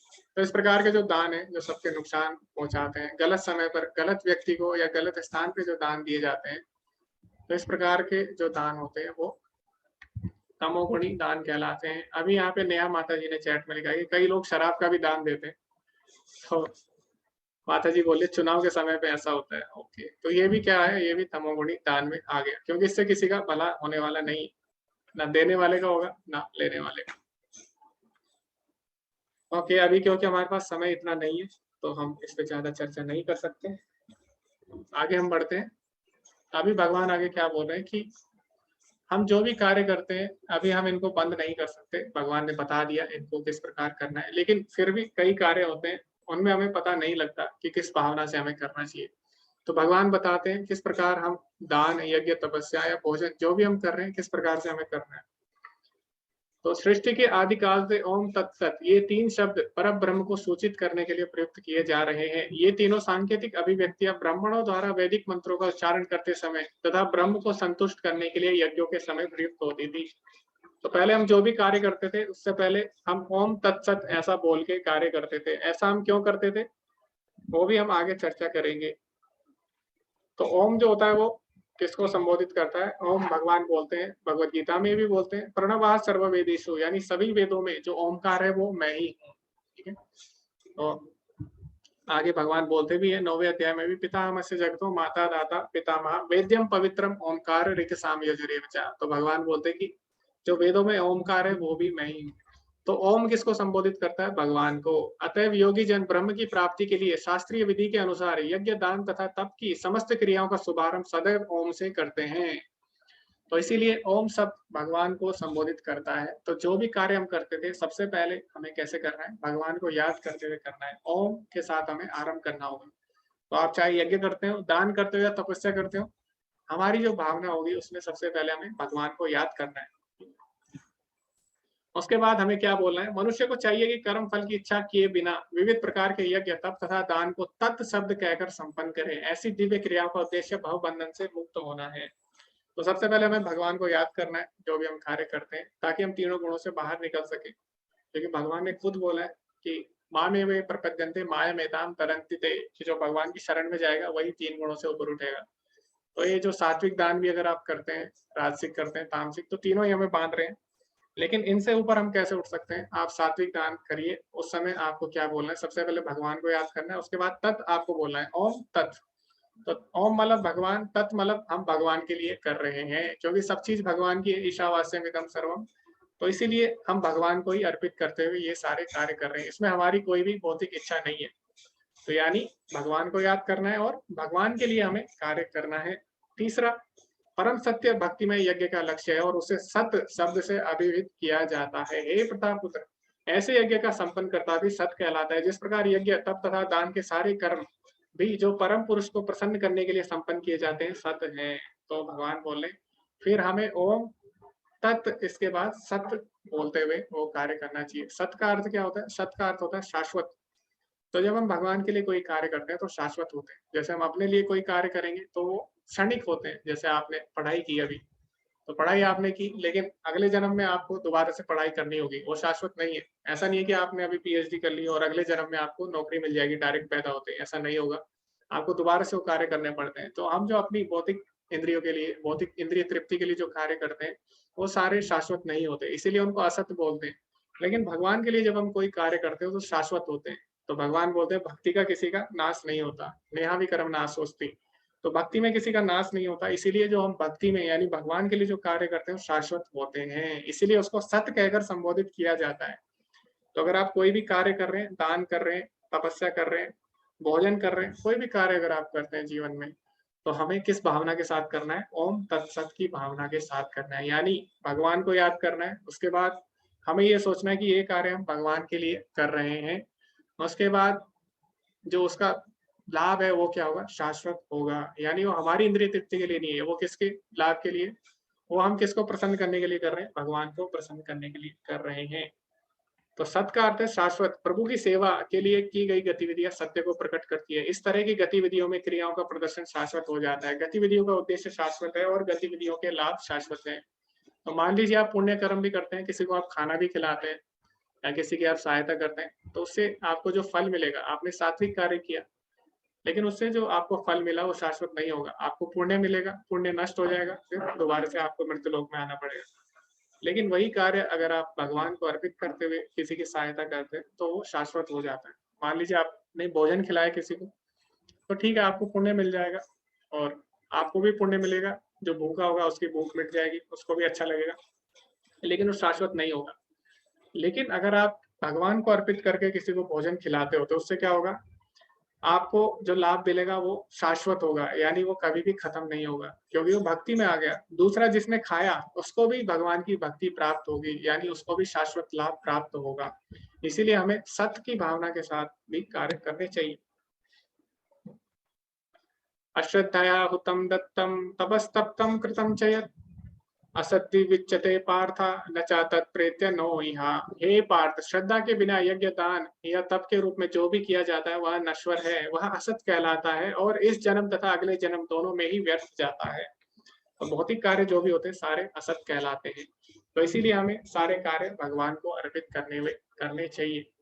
तो इसी के साथ यह अध्याय समाप्त होता है। भगवान ने इसमें बताया किस तरह हमें दान करने चाहिए, यज्ञ करने चाहिए, तप करने चाहिए और क्या हमारा भाव होना चाहिए उसके पीछे, क्या हमारी भावना होनी चाहिए। अभी भगवान ने इसमें जो भी बताया, प्रभुपाद जी अंत में अपने तात्पर्य में उसको लिखते हैं। बद्ध अवस्था में लोग देवताओं, भूतों या कुबेर जैसे यक्षों की पूजा के प्रति आकर्षित होते हैं। यद्यपि सतोगुण, रजोगुण तथा तमोगुण से श्रेष्ठ है, लेकिन जो व्यक्ति कृष्ण भावनामृत को ग्रहण करता है वह प्रकृति के इन तीन गुणों को पार कर जाता है। सफलता पाने के लिए उपयुक्त गुरु प्राप्त करके उसके निर्देशन में प्रशिक्षण प्राप्त करना चाहिए, तभी ब्रह्म में श्रद्धा हो सकती है। जब काल क्रम में यह श्रद्धा परिपक्व हो जाती है तब इसे ईश्वर प्रेम कहते हैं। यही प्रेम समस्त जीवों का चरम लक्ष्य है। अतएव मनुष्य को चाहिए कि सीधे कृष्ण भावनामृत ग्रहण करे इस 17वें अध्याय का यही संदेश है। तो इसमें भगवान ने आरंभ में बताया कि अपने अपने गुणों के अनुसार जब हम बद्ध अवस्था में होते हैं, किसी न किसी गुण में होते हैं, तो उसके अनुसार हम एक विशेष श्रद्धा को पोषित करते हैं। उसके अनुसार हम देवी देवताओं की, भूतों की या कुबेरों की शरण में जाते हैं। लेकिन धीरे धीरे जब ये श्रद्धा क्या होती है, जब हम किसी भक्त के संपर्क में आते हैं, जब हम भगवत गीता पढ़ते हैं और जब हम भक्ति को अपनाते हैं या फिर हम किसी गुरु की शरण में जाते हैं, तो उससे क्या होता है, ये जो हमारी श्रद्धा थी पहले, ये अब परिपक्व अवस्था में आ जाती है। यानी अब हम भगवान के प्रति ये सारे कार्य करने लग जाते हैं और इससे धीरे धीरे हम जो भगवत प्रेम है उसको प्राप्त करते हैं, जो कि हमारे जीवन का वास्तविक उद्देश्य है। तो अगर आप देवी देवता की भी पूजा करते हैं, उनमें श्रद्धा रखते हैं, तो अच्छा है। लेकिन देवी देवता हमें मुक्ति नहीं दिला सकते भौतिक संसार से, वो हमें भौतिक लाभ प्रदान कर सकते हैं। मुक्ति केवल भगवान श्री कृष्ण ही दिला सकते हैं, इसीलिए उनका नाम क्या है, मुकुंद। मुकुंद का अर्थ होता है मुक्ति के दाता। तो इसीलिए हमें क्या करना चाहिए, भौतिक लाभ से थोड़ा ऊपर उठना चाहिए। और ये कैसे होगा, जब तक हम शुद्ध भक्तों के संपर्क में नहीं आते, जब तक हम गुरु की शरण में नहीं आते, तब तक हम इस बात को नहीं समझ सकते। हम क्या करेंगे, तब तक अपनी मर्जी के हिसाब से ही कार्य करते रहेंगे। लेकिन जैसे हम गुरु, साधु और शास्त्र की शरण में आते हैं, हम तुरंत भक्ति में आगे बढ़ जाते हैं। उसके लिए फिर हमें अलग अलग जो स्तर है उसमें नहीं जाना पड़ता है। यानी पहले देवताओं की पूजा करेंगे, धीरे धीरे धीरे धीरे धीरे फिर भगवान की तरफ बढ़ेंगे, फिर धीरे धीरे धीरे हम भगवत प्रेम प्राप्त करेंगे। ऐसा नहीं है, अगर आप भक्तों के संपर्क में आ जाते हो तो तुरंत ही आप भक्ति को प्राप्त कर सकते हैं। तो भगवान ने लास्ट में यही बोला कि हमें जो भी कार्य है कैसे करने हैं, भगवान को याद करते हुए करने चाहिए, भगवान के लिए करने चाहिए, और उसका जो फल होगा वो कैसा होगा, शाश्वत होगा। तो अभी हम देखते हैं हमने इसमें क्या-क्या पढ़ा। तो सबसे पहले अर्जुन ने पूछा कि जो हमारी श्रद्धा है उसका क्या होता है, यानी अगर हम शास्त्रों के हिसाब से नहीं चलते, तो भगवान ने बोला वो जो श्रद्धा है वो भी किसी न किसी गुण से प्रभावित होती है। तो भले ही हमारी श्रद्धा हो, यहाँ तक कि हमारा खाना-पीना वो भी 3 गुणों से प्रभावित होता है। हमारे यज्ञ, तपस्याएँ और दान भी जो हम देते हैं वो भी 3 गुणों से प्रभावित होता है। लेकिन हमें इनको बंद नहीं करना चाहिए, यज्ञ, दान, तपस्या को हमें बंद नहीं करना। भोजन करना भी हम बंद नहीं कर सकते, तो हमें इसे कैसे करना है, हमें इसको भगवान को अर्पित करते हुए, यज्ञनार्थात् कर्मणो अन्यत्र लोकोऽयं कर्म बंधनः। भगवान बोलते हैं हमें भगवान की प्रसन्नता के लिए कार्य करना चाहिए, वरना इस संसार में बंधन उत्पन्न हो जाता है। तो भगवान के लिए कार्य करना है, भगवान को स्मरण करते हुए कार्य करना है, और उससे उसको हमें भक्ति में बदलना होगा, क्योंकि भक्ति का जो लाभ होता है वो शाश्वत होता है। ओम तत्सत के भावना के साथ हमें कार्य करना होगा। इसी के साथ ये अध्याय समाप्त होता है। किसी को कोई प्रश्न है, आप लोग हैंड रेज कर सकते हैं, या फिर आप चैट में भी लिख सकते हैं। जैसे चैट में अभी एक क्वेश्चन आया है, मोहित प्रभु जी बोल रहे हैं, अगर कोई हमसे उधार पैसे लेकर गलत काम करता है तो बाद में हमें पैसे वापस कर दे, या कई बार नहीं भी देते, तो क्या उससे हमें पाप लगेगा? जी प्रभु जी, अगर कोई व्यक्ति गलत कार्य कर रहा है तो कहीं ना कहीं ये फिर तमोगुणी दान में आ जाएगा। क्यों? क्योंकि आपने पात्र को देख के दान नहीं किया। आपको देखना चाहिए था कि जो पात्र है वास्तव में वो कैसा है, क्या वो दान के लायक है या नहीं। तो कई बार ऐसा होता है, हमें पता नहीं लगता कि जो व्यक्ति जिसको हम दान दे रहे हैं उसका क्या करेगा। तो हमें थोड़ा बहुत सोच समझ कर हमें दान देना चाहिए। या फिर कई बार अगर हमें नहीं भी पता लगता, तो उस अवस्था में हम क्या कर सकते हैं, उस अवस्था में हम भगवान से प्रार्थना कर सकते हैं। तो आप उसको अगर दान देते भी हैं, आपको पहले तो पता करना है कि जो व्यक्ति है वो कैसा है, यानी हमें सही पात्र देखकर दान करना है, भगवान इसमें बोलते हैं। लेकिन किसी कारण आपको पता नहीं लग पा रहा, तो फिर आप भगवान से प्रार्थना कर सकते हैं कि भगवान इसको सद्बुद्धि दे, क्योंकि अभी मेरे को पता नहीं है ये क्या करेगा इसका। मैंने पूरा प्रयास किया इसके बारे में पता करने का, लेकिन मुझे नहीं पता लग पा रहा। इसीलिए आप अगर दान देते भी ओम तत्सत की भावना के साथ, यानी आप इस तरह दान दीजिए कि आपको लगे कि भगवान से आप उस समय प्रार्थना कर सकते हैं, क्योंकि अभी आपके पास कोई ऑप्शन नहीं बचा। तो भगवान को याद करते हुए आप उसको दे सकते हैं। लेकिन ऐसा नहीं है कि आप हर बार ऐसा करें, कहीं ना कहीं आपको पहले पता करना चाहिए कि जहाँ आप दान दे रहे हैं। हरे कृष्णा शंकर प्रभु जी। हरे कृष्णा प्रभु जी। हरे कृष्णा प्रभु जी। जी हरे कृष्णा प्रभु जी, ये मेरे को ये समझाइए थोड़ा, नारायण और भगवान में क्या फर्क है? जी प्रभु जी, नारायण का मतलब होता है जो सभी नर, यानी जो भी जीव है, सभी जिनकी शरण लेते हैं उनको नारायण बोलते हैं। तो नारायण भगवान में कोई अंतर नहीं है, भगवान का ही दूसरा नाम है। हाँ प्रभु जी। नंबर 2, फिर ओम नारायण क्यों बोलते हैं हम?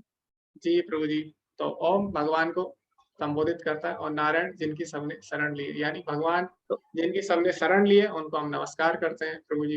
इसमें सिंपल है। तो नारायण तो भगवान ही है ना फिर? जी प्रभु जी, तो सारे अक्षर भगवान बोलते हैं भगवत गीता में आ मैं हूँ, तो जितने भी अक्षर है सब भगवान को ही संबोधित करते हैं, लेकिन किसी ना किसी शब्द का एक विशेष महत्व होता है प्रभु जी। तो ओम नमो नारायण प्रभु आता है जी इस हाँ हाँ प्रभु जी, दूसरा मेरा सही है ये पूछना है, ये हमारे देवी देवता कितने हैं? जी प्रभु जी, तो 33 कोटि बोला गया है वेदों में। तो वेदों में जो 33 कोटि है उसका अर्थ है कि 33 तरह के देवी देवता है। उसमें वासु भी आते हैं, 8 वासु, और 12 रुद्र भी आते हैं, और उसमें 11 जो है हमारे आदित्य भी आते हैं, उसमें अश्वनी कुमार भी आते हैं, तो इस तरह इंद्र भी आते हैं। तो कुल मिला के 33 देवी देवता है। लेकिन अभी क्या है, हर ब्रह्मांड में 33 देवी देवता तो है 33 तरह के, लेकिन अभी क्या है, अनंत कोटि ब्रह्मांड है और हर ब्रह्मांड में देवी देवता रहते हैं उनके। तो टोटल मिला के 33 करोड़ हो जाते हैं प्रभु जी, इस तरह बताया गया है। हाँ प्रभु जी, और दूसरा सवाल है मेरा, शिव जी हमारे देवता है या भगवान है? जी शिव जी देवताओं से ऊपर है, ठीक है, इसीलिए नहीं। उनको महादेव बोला जाता है। देवता तीनों गुणों में आते हैं, शिव जी तीनों गुणों से ऊपर है। देवता जो है वो जीव योनि में आते हैं, यानी देवता की जो उपाधि है क्षणिक होती है। शिव जी ऐसा नहीं है, शिव जी का जो पद है वो देवताओं से ऊपर है, क्योंकि ऐसा नहीं है, कोई भी व्यक्ति देवता बन सकता है अगर उसने अच्छे कर्म किए, लेकिन कोई भी व्यक्ति शिव जी नहीं बन सकता, क्योंकि शिव जी जीव योनि में नहीं आते। हाँ तो जो प्रभु शिव जी, तत्व है लेकिन वो देवताओं से हाँ ऊपर है प्रभु जी, ठीक है। नहीं, फिर हम भगवान भी नहीं मानेंगे, इनको देवता भी नहीं मानेंगे, फिर क्या मानेंगे इनको हम? इनको हम गुणावतार बोलते हैं भगवान का, और ऐसा नहीं है, इनको हम भगवान के बराबर ही है लगभग। लेकिन जो ब्रह्म संहिता है उसमें इसके बारे में बताया गया है कि क्षीरम यथा दधि विकार विशेष योगात् संजायते नाहि ततः प्रगस्ति हेतु यह संभुतामपि तथा समुपेति कार्य गोविंदम आदि पुरुषम तमहम भजामि। उसमें बोला गया कि जैसे जो दही होती है वो दूध से बनती है, ठीक है, दही और दूध एक तरह से सेम ही है क्योंकि एक ही तत्व से बने, लेकिन दूध अगर किसी का पेट खराब हुआ है तो उसको आप दूध नहीं दे सकते, क्योंकि दूध का कार्य अलग है, दही का कार्य अलग होता है। तो इसी प्रकार बोला गया है कि जो शिव जी है और जो भगवान है, जो भगवान विष्णु है, दोनों में कोई अंतर नहीं है, लेकिन दोनों के जो तत्व हैं, दोनों के जो कार्य हैं वो अलग है। तथा यथा जो शंभु है, ठीक है, तथा समुपेति कार्य, यानी विशेष कार्य करने के लिए भगवान किसमें विस्तृत होते, शंकर के रूप में, ठीक है। तो आप दोनों में कोई अंतर नहीं है, लेकिन दोनों के कार्य अलग अलग हैं। जैसे दूध और दही है, एक ही से बने हैं, दूध से ही जो है दही आई है, लेकिन दोनों के कार्य अलग अलग है, इस प्रकार बोला गया। हाँ तो शिव जी हाँ को प्रभु जी गुणावतार ये बोला गया है, ठीक है। हम्म, प्रभु जी ये मेरे को बताइए, शिव जी का जब जन्म ही नहीं हुआ है, कुछ नहीं हुआ, तो इनकी जो इमेज हमारे पास आती है, जैसे फोटो आती है, वो किसने देखा है इनको तब हमारे पास आई है? जी, तो कोई भी अगर हम फोटो देखते हैं तो हम कैसे पता लगाते हैं, वो फोटो हमारे मन से नहीं बनाई गई है, वो फोटो शास्त्रों में दी है, ठीक है। हाँ तो वही मैं शास्त्रों में पूछ रहा अगर हूँ, आप किसने देखी है? जी, तो शास्त्र किसने लिखे हैं, वो शास्त्र बताइए किस आप। जी, तो शास्त्र वेद व्यास जी ने लिखे हैं, जो भगवान के शक्त्यावेश अवतार है। और शास्त्र किसकी वाणी है, भगवान की वाणी है, तो भगवान ही अपने नहीं बारे नहीं में बता सकते हैं ना, तो इसीलिए नहीं भगवान ने नहीं नहीं, शास्त्रों में बताया है अपने बारे में, ठीक है। नहीं आप वेद व्यास जी ने इनको देखा है क्या? जी, वेद व्यास जी ने देखा है, बहुत लोगों ने देखा है। जब रावण देख सकता है शिव जी को, तो वेद व्यास जी क्यों नहीं देख सकते। ठीक है प्रभु जी, मिल गया मेरे को आंसर। अच्छा दूसरा सवाल है मेरा ये कहाँ गया बात भूल गया। अच्छा ये यक्ष और जो आपने बोला ना राक्षस, इसकी मेरे को एक दो एग्जांपल बता दो। यक्ष और राक्षसों, रजोगुणी यक्ष और राक्षसों की पूजा करते हैं, तो एक दो एग्जांपल बताओ जो अभी हो। जी, तो यक्ष में हम देख सकते हैं, जैसे कि आपने महाभारत अगर सुनी होगी, उसमें क्या होता है कि युधिष्ठिर महाराज जब पानी पीने जाते हैं जल में, तो उस समय उन्हें यक्ष मिलते हैं एक। तो यक्ष क्या करते हैं, उनसे कुछ प्रश्न पूछते हैं जिसके उत्तर युधिष्ठिर महाराज देते हैं। तो यक्ष जो होते हैं वो देवताओं के सेवक होते हैं वास्तव में, ठीक है। और यक्ष अच्छा में कुबेर भी आपने सुना होगा, ठीक है, कुबेर राक्षसों में आते हैं। तो इस अच्छा तरह अच्छा राक्षस भी होते हैं और यक्ष भी होते हैं। यक्ष क्या करते हैं, यक्ष और गंधर्व ये देवी देवताओं की सेवा करते हैं। जो गंधर्व होते हैं वो जो उनका दरबार होता है देवी देवताओं का, जहाँ पे वो रहते हैं, वहां पे सेवा करते हैं, और यक्ष लोग यहाँ से सेवा करते हैं। और प्रभु जी राक्षस मैंने परसों ही आपके कहने से मैंने वो और भागवत लाई थी, जी तो मैंने उसमें पढ़ा, वो उसमें मेरे को ये कृष्ण भगवान 22वां या 23वां अवतार है या नहीं है ना? 22वां या 23वां अवतार है? जी, एक्चुअली अगर आप भागवतम ध्यान से पढ़ेंगे तो उसमें भगवान कृष्ण का अवतार नहीं बताया गया, उसमें लिखा हुआ बोला है गया प्रभु जी। है, मैं नहीं, अगर आप ध्यान से पढ़िए उसमें बोला गया है एते च अंश कला पुंसा कृष्णस्तु भगवान स्वयं, ठीक है। इंद्रियाणि व्याकुलम लोके म्रियन्ति युगे युगे। तो उसमें बताया गया है जितने भी अवतार हैं, पहले सारे अवतार बताए उसमें सबके बारे में, लेकिन अंत में वेद व्यास जी बोलते हैं कि एते च अंश कला पुंसा, यानी ये सारे जो है भगवान के अंश कलाएं हैं, लेकिन कृष्णस्तु भगवान स्वयं, कृष्ण इसमें अवतारी हैं सबके। ठीक है, ये आप ध्यान प्रभु से जी पढ़िए। मैं आपको ये इसका जो स्क्रीनशॉट व्हाट्सएप पे कर दूंगा, और जी उसके प्रभु बाद जी। हाँ उसके बाद ये है ना, उसके बाद कृष्ण भगवान के बाद लिखा है ये बोध अवतार है जी। जी, तो इसीलिए मैंने बोला था आपसे कि आप लोग जो भक्त हैं उनकी टीकाएं पढ़िए। तो आप प्रभुपाद जी के अगर तात्पर्य पढ़ेंगे तो प्रभुपाद जी ने यथारूप जिस तरह समझाया उसी को प्रस्तुत किया है। तो बाकी अगर आप टीकाएं पढ़ रहे हैं तो उसमें कहीं ना कहीं लोग जो है कृष्ण को भगवान नहीं बताते, छुपाते हैं इस बात को। लेकिन अगर आप भागवतम ध्यान से पढ़ेंगे तो उसमें स्वयं बोल रहे हैं, 20 में भी बोलते हैं स्वयं। ठीक है, कि 20 में क्या बोलते हैं, ये शवे भगवान साक्षात आद्यो नारायण पुमान, यानी जो तुम्हारे सामने खड़े हैं वो क्या है, नारायण के भी आदि है, भगवान श्री कृष्ण है। इसी तरह अगर आप ध्यान से पढ़ेंगे तो उसमें ब्रह्मा जी ने भी यही बोला है कि आप ही वो परम भगवान है जिनसे नारायण की उत्पत्ति हुई और उससे मेरे उनके गर्भ से उनकी नाभि से मेरी उत्पत्ति हुई है। तो इस प्रकार भागवतम में हर जगह यही बोला गया। ठीक है, तो भागवतम में कृष्ण को अवतार नहीं बल्कि अवतारी बोला गया है। ओके, अभी हम पढ़ते हैं। ओम प्रभु जी बोल रहे हैं कि नंबर ऑफ क्वेश्चन सही बोल रहे हैं प्रभु जी कि अगर आप कोई भी प्रश्न पूछते हैं सबसे पहले तो भगवत गीता से संबंधित होने चाहिए। ठीक है, और जो भी हम कर रहे हैं उससे संबंधित होने चाहिए आपके प्रश्न। दूसरा, आपके प्रश्न आप जल्दी से पूछिए, क्योंकि यहाँ पे बहुत सारे लोगों का समय वो इंतजार कर रहे हैं, काफी देर से प्रतीक्षा करते हैं, तो उस पर भी हमें ध्यान देना है। सबके प्रश्न हमें लेने हैं, सबको बराबर समय हमें देना है। तो आप सबका सम्मान करिए, सबको समय मिले इस तरह आप प्रश्न करिए। आपको अगर ज्यादा प्रश्न है तो आप लोग मुझे कॉल कर सकते हैं, मेरे को व्हाट्सएप कर सकते हैं, क्योंकि यहाँ पे हमारे पास सीमित समय रहता है। तो इसीलिए आप जो कक्षा से संबंधित प्रश्न है उनको करिए और एक सीमित समय उसका होना चाहिए। जी हरे कृष्णा शंकर प्रभु जी, आपके क्वेश्चन हो गए। ओके जी, सुधीर प्रभु जी हरे कृष्णा, आप पूछ सकते हैं। गुरु जी एक ये चीज पूछनी थी कि उज्जैन में जैसे दारू तो हमको नहीं देनी चाहिए किसी को, लेकिन जो भैरव बाबा का मंदिर है वहां बाहर बिकती है और चढ़ती है उनके, तो ये जी क्या प्रभु जी, उचित है? तो प्रभु जी पता नहीं, शास्त्रों में तो ऐसा नहीं दिया है। जी अब शास्त्रों में ऐसा नहीं दिया है, लेकिन अगर कोई अपनी विधि से अगर कोई कुछ कर रहा है तो उसको सतोगुणी में तो बिल्कुल भी नहीं माना जाएगा। जी, और एक ये शुद्ध सतोगुणी और सतोगुणी में क्या अंतर होता है गुरु जी? शुद्ध सत्व मतलब होता है जो तीनों गुणों से ऊपर होता है, जैसे जो भक्ति में कर्म होता है उसको शुद्ध सत्व बोला जाता है। अच्छा, जी इसके धन्यवाद ऊपर प्रभु जी। मतलब कोई गुण नहीं होता है ना? जी, वो तीनों गुणों से ऊपर होता है, भक्ति में होता है दिव्य धरातल। जैसे कि अगर आप किसी को खाना खिला रहे हैं तो अच्छा कार्य सतोगुणी भूखे को, लेकिन अगर आप किसी को प्रसाद खिला रहे हैं तो वो शुद्ध सत्व में आ जाएगा। जी हरे कृष्णा खुशी माता जी। हरे कृष्ण प्रभु जी मैं ये बोलना चाहती हूँ कि मैं तो पहले नहीं जानती थी कि हरि ओम तत्सत बोल के मतलब ऐसा भी कुछ वाणी है, जो भी हो प्रभु जी। तो मेरा बोलने का यही मतलब प्रश्न है कि मैं अगर किसी को खाना खिलाती हूँ या फिर किसी को मैं सेवा करती हूँ, जैसे भी कोई भिक्षुक आया है तो हम उसको कुछ चावल या फिर कुछ दे रहे, तो हम पहले क्या करते थे कि हम हरे कृष्ण महामंत्र का जप करते करते उसे देते थे, तब मैं बात नहीं करती थी। तो वो क्या मतलब निस्वार्थ भाव से ही मैं करती थी, ऐसा नहीं कि मैंने दे रही हूँ, ऐसा नहीं, तो मैं कृष्ण का नाम लेती थी। तो अभी मेरा प्रश्न ये है कि तब मुझे वो कृष्ण का महामंत्र जप करना चाहिए या फिर हरि ओम तत्सत बोल के हमको वो सेवा देना चाहिए? जी माता जी, आप दोनों ही कर सकते हैं, क्योंकि दोनों में हमने बोला ना, जो ओम है वो उससे हम क्या, ओम हम क्यों बोल रहे हैं, भगवान का स्मरण आए। उसके बाद तत् हम क्यों बोल रहे हैं कि हम भगवान के लिए कर रहे हैं, और सत हम क्यों बोल रहे हैं क्योंकि उससे जो लाभ हमें मिल रहा है वो शाश्वत है। तो इसमें जो हम हरे कृष्ण महामंत्र हम करके अगर किसी को दे रहे हैं तो उस समय हम क्या कर रहे हैं, यही काम हम कर रहे हैं, भगवान को याद कर रहे हैं उसमें। ठीक है, भगवान के लिए हम कार्य कर रहे हैं और उसका जो फल है वो भी शाश्वत होगा। तो आप जी तो ओम तत्सत बोले या हरे कृष्ण महामंत्र बोले तो दोनों ही समान ही है माता जी, इसमें कोई अच्छा भी प्रभु अंतर जी, नहीं। फिर जब गौ माता को हम खिलाते हैं कुछ भी, तब भी हम ये महामंत्र जप करने से भी वो कृष्ण के पास ही जाएगा ना प्रभु जी? जी जी माता जी बिल्कुल।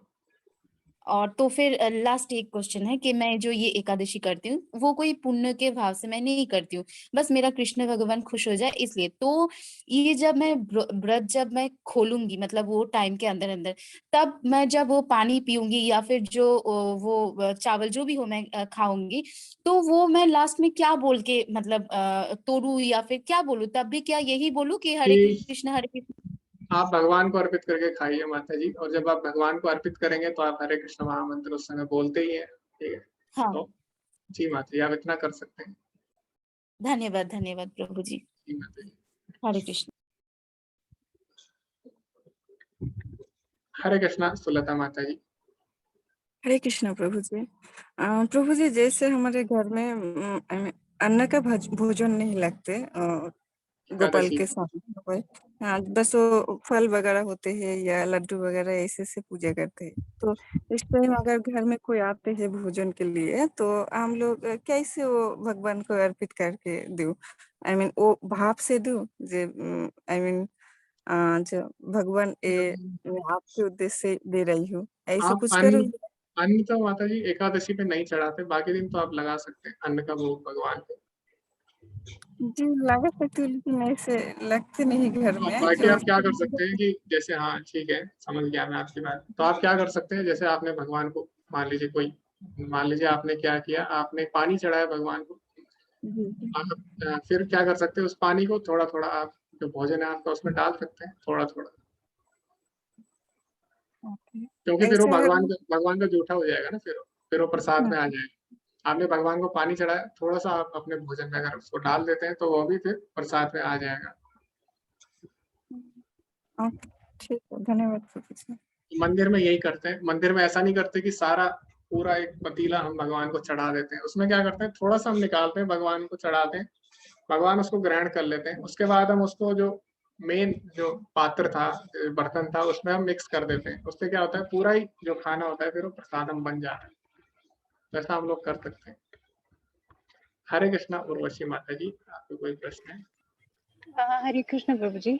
प्रभु जी, मुझे पूछना था कि जैसे कृष्ण जी को अब मैंने ना पिछले साल इस्कॉन बेंगलुरु से जपमाला और गीता और जो उनके साथ एक फोटो मिलती है राधा कृष्ण जी की, तो वो ली थी। तो उन्हीं को ही मैं मतलब तुलसी का जो एक होता है वो चढ़ाती हूँ। और मुझे बस ये पूछना था, अगर कभी भूख लगे तो उनके लिए बर्तन भी अलग से होने चाहिए कि क्या होना चाहिए उनको? जी माता जी, तो भगवान के लिए अलग से हम बर्तन लेते हैं, क्योंकि भगवान को हम किसी का जूठा नहीं खिलाते। तो भगवान के लिए हमें अलग से बर्तन लेने, और उनको हम फोटो पे भी भोग लगाते हैं। तो प्रभु जी बनते जो भोग बनेगा वो भी किसी और बर्तन में बनेगा क्या? जी माता जी, क्योंकि मुख्यतः क्या होता है, घर में जो हम बर्तन होते हैं उसमें कोई खाता नहीं है, उसको कोई जूठा नहीं करता है। जो मुख्य बर्तन होते हैं जिसमें खाना बनता है, तो अगर आपके घर में ऐसा होता है कि कोई खाना जिसमें बनता है उसी में लोग खा रहे हैं, तो कई घर में ऐसा होता भी है। लेकिन मुख्यतः ऐसा नहीं होता है, क्योंकि प्रभु जी, पता कई है क्या जगह है, सिर्फ मैं ही भक्ति करती हूँ और जो बाकी घर में है तो वो सब चलता है हाँ हमारे यहाँ, तो मांस मच्छी वगैरह जी, तो तो उसी में ऐसा है बनता तो है तो ऐसा है तो फिर आप अलग बर्तन ले सकते हैं। और आपको जरूरी नहीं है भगवान को पकाए हुई चीजें चढ़ानी है। तो भगवान ने भगवत गीता में बोला, अगर ऐसी परिस्थिति है तो आप सिंपल भगवान को पानी चढ़ा सकते हैं, भगवान को फल आप चढ़ा सकते हैं, जी। भगवान को आप फूल तो चढ़ा सकते चढ़ाते हैं। वक्त प्रभु जी क्या बोलना चाहिए, कौन सा मंत्र कुछ ऐसा है कि जी माता जी, मतलब? मैंने कल किसी को माता जी को भेजा था जी, आज मैं ग्रुप में भेज दूंगा मंत्र। ठीक। हाँ जी, बहुत क्योंकि कल एकादशी थी, मेरे को बस हरे कृष्ण महामंत्र और हे कृष्ण करुणा सिंधु बस वही आता है, तो वो बोल के मैंने जो फल है वो अर्पित किया और तुलसी का एक था तो। जी माता जी, हमें मुख्यतः वही मंत्र बोलना है, हरे कृष्ण महामंत्र ही हम बोलते हैं, लेकिन उसके साथ साथ 2-3 मंत्र और भी हैं, तो मैं आपको भेज दूंगा माता जी यार। हाँ जी, कृपा होगी। हाँ जी प्रभु जी। जी माता जी, हरे धन्यवाद। कृष्ण। हरे कृष्ण। ओके, तो किसी का कोई प्रश्न है तो आप लोग हैंड रेस कर सकते हैं। आज हमारे पास थोड़ा समय है, अभी हमारे पास है कुछ मिनट। हरे कृष्णा सारिका माता जी। हरे कृष्ण प्रभु जी। जी माता जी। मेरा क्वेश्चन थोड़ा विस्तार है प्रभु जी। जैसे कि मैंने आपसे जितना भी सुना गीता के बारे में पढ़ा, तो इससे मुझे यह पता चलता है कि हम सबसे पहले तो एक जीव है जड़ है, आत्मा है, और हम जो भी कर रहे हैं सब भगवान को अर्पण करके अगर कर रहे हैं तो सब ठीक हो सकता है। अनजाने में कोई पाप भी हो गया है तो भक्ति करने से सब ठीक हो जाएगा। तो पूरा समरी अगर लेते हैं, खाना पीना रहन सहन सब कुछ, तो मुझे लगता है कि भगवान के शरण में ही जाना चाहिए। पूरा दिन भर का सब कुछ उन्हीं के ऊपर छोड़ देना चाहिए। जो हुआ अच्छा हुआ, जो होगा अच्छा होगा। तो फिर ऐसे में कभी कभी ऐसे भी क्वेश्चन होता है कि मैं मतलब जैसे मंदिर में या कुछ अच्छा काम के लिए हम लोग चाहते हैं लेकिन वो नहीं हो पाता और फिर हम रह जाते हैं। या फिर जैसे दान की बात आपने बताई, या कोई अच्छा काम जैसे सात्विक काम होता है वो नहीं कर पाते हैं, तो ऐसे में मन थोड़ा विचलित हो जाता है और फिर लगता है कि जो हुआ अच्छा हुआ, फिर आगे ऐसे में कंटिन्यू आगे नहीं हो पाऊंगी, तो क्या करना चाहिए? ऐसे ही खाली खाते पीते रहने से तो अच्छा नहीं लग रहा है। अच्छा, मतलब आप बोल रहे हैं कि अभी भगवान की सेवा नहीं हो पा रही है, मतलब आपको ऐसा अवसर नहीं मिल पा रहे हैं, तो उसके लिए भगवान, जब हम हरे कृष्ण महामंत्र बोलते हैं वास्तव में, तो प्रभुपाद जी लिखते हैं हरे कृष्ण महामंत्र का वास्तविक अर्थ है, हरे मतलब है भगवान की शक्ति श्रीमती राधा रानी। तो जब हम हरे बोलते हैं तो हरे हम भगवान की जो शक्ति है राधा रानी से हम प्रार्थना करते हैं कि हे भगवान की शक्ति श्रीमती राधा रानी, हम आपसे प्रार्थना करते हैं कि आप भी हमें भगवान की सेवा में लगाएं।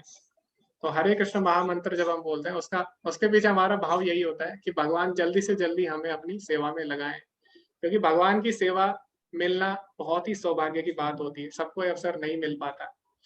तो उसके लिए हम भगवान से जब तक प्रार्थना नहीं करेंगे तब तक हम भगवान की सेवा हमें नहीं मिल सकती। इसीलिए जब तक हम हरे कृष्ण महामंत्र नहीं कर रहे तो हमें भगवान की सेवा नहीं मिलती।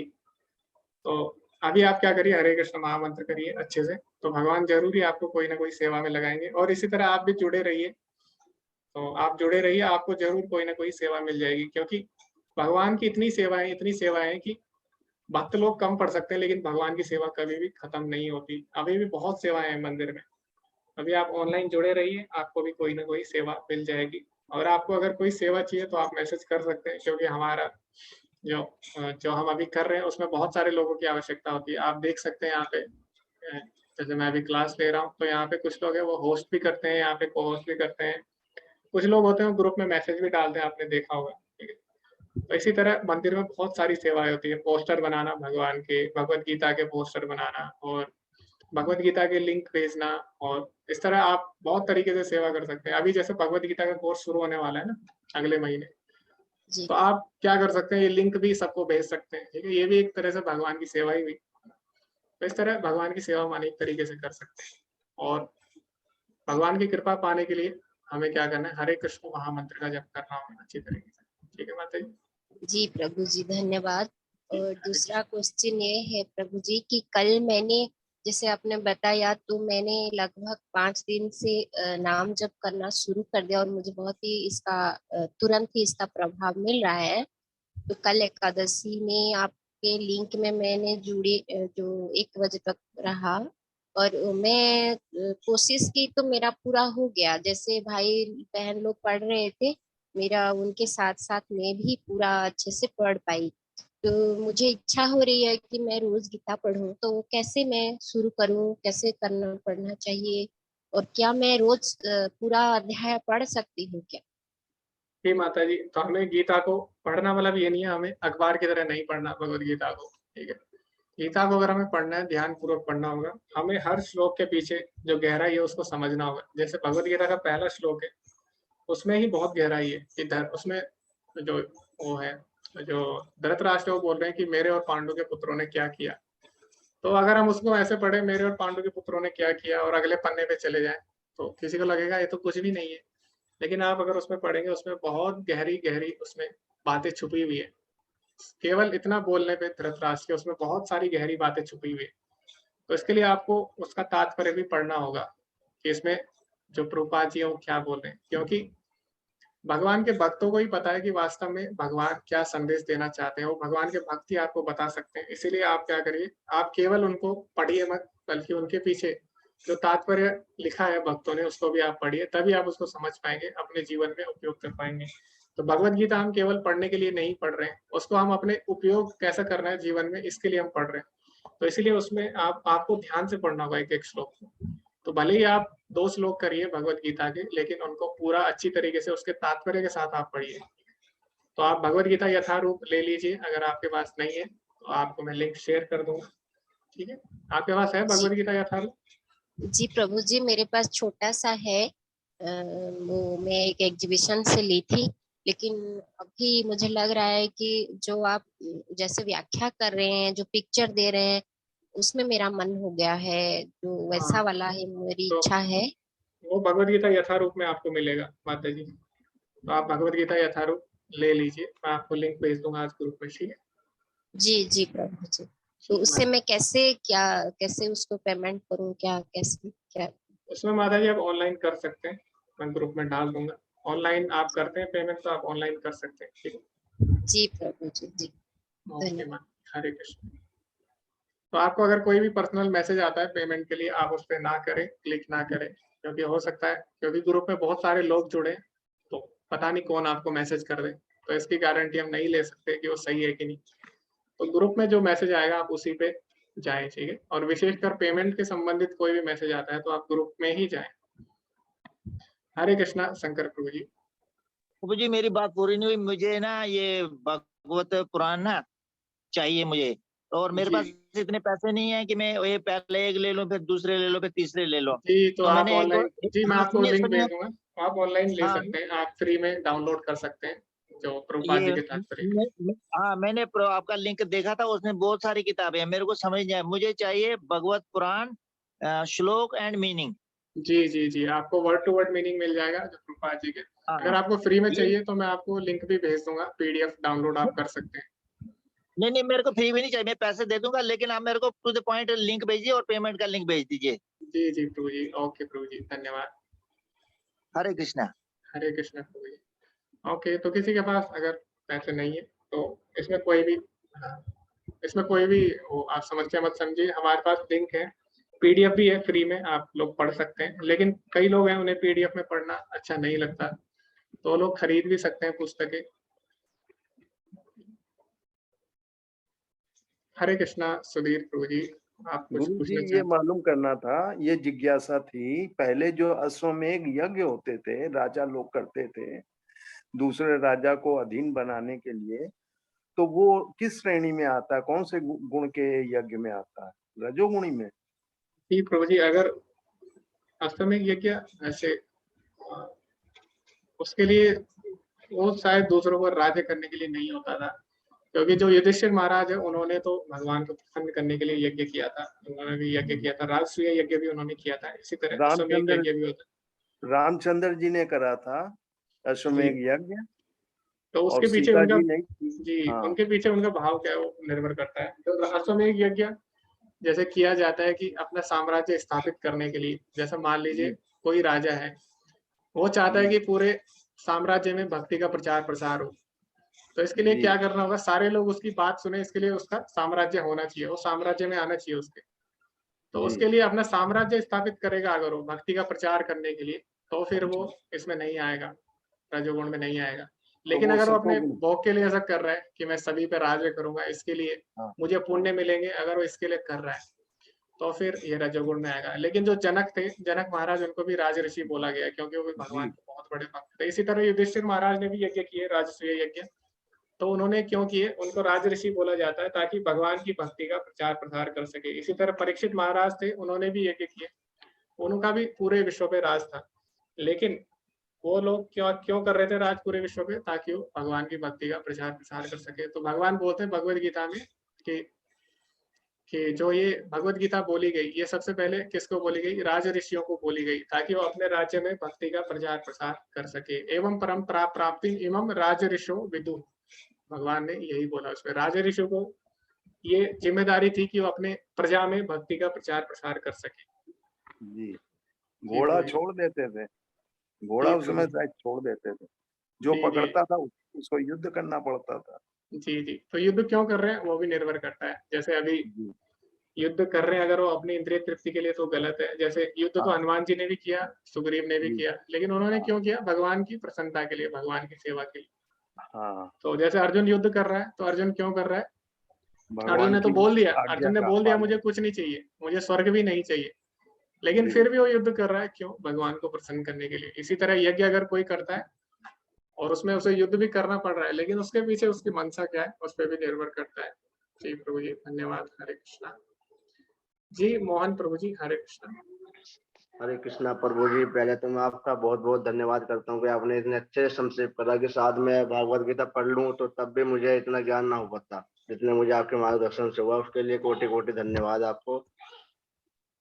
और सर ये मैं पसंद करूँ कि ये जो मतलब कि जैसे हम शॉप पे बैठते हैं, दुकान पे बैठते हैं, तो पर्ची लेके आते हैं कि वहां पे दान कर दो, क्या बोल रहे हैं, आश्रम में अच्छे आए हैं, हम मंदिर में आए हैं।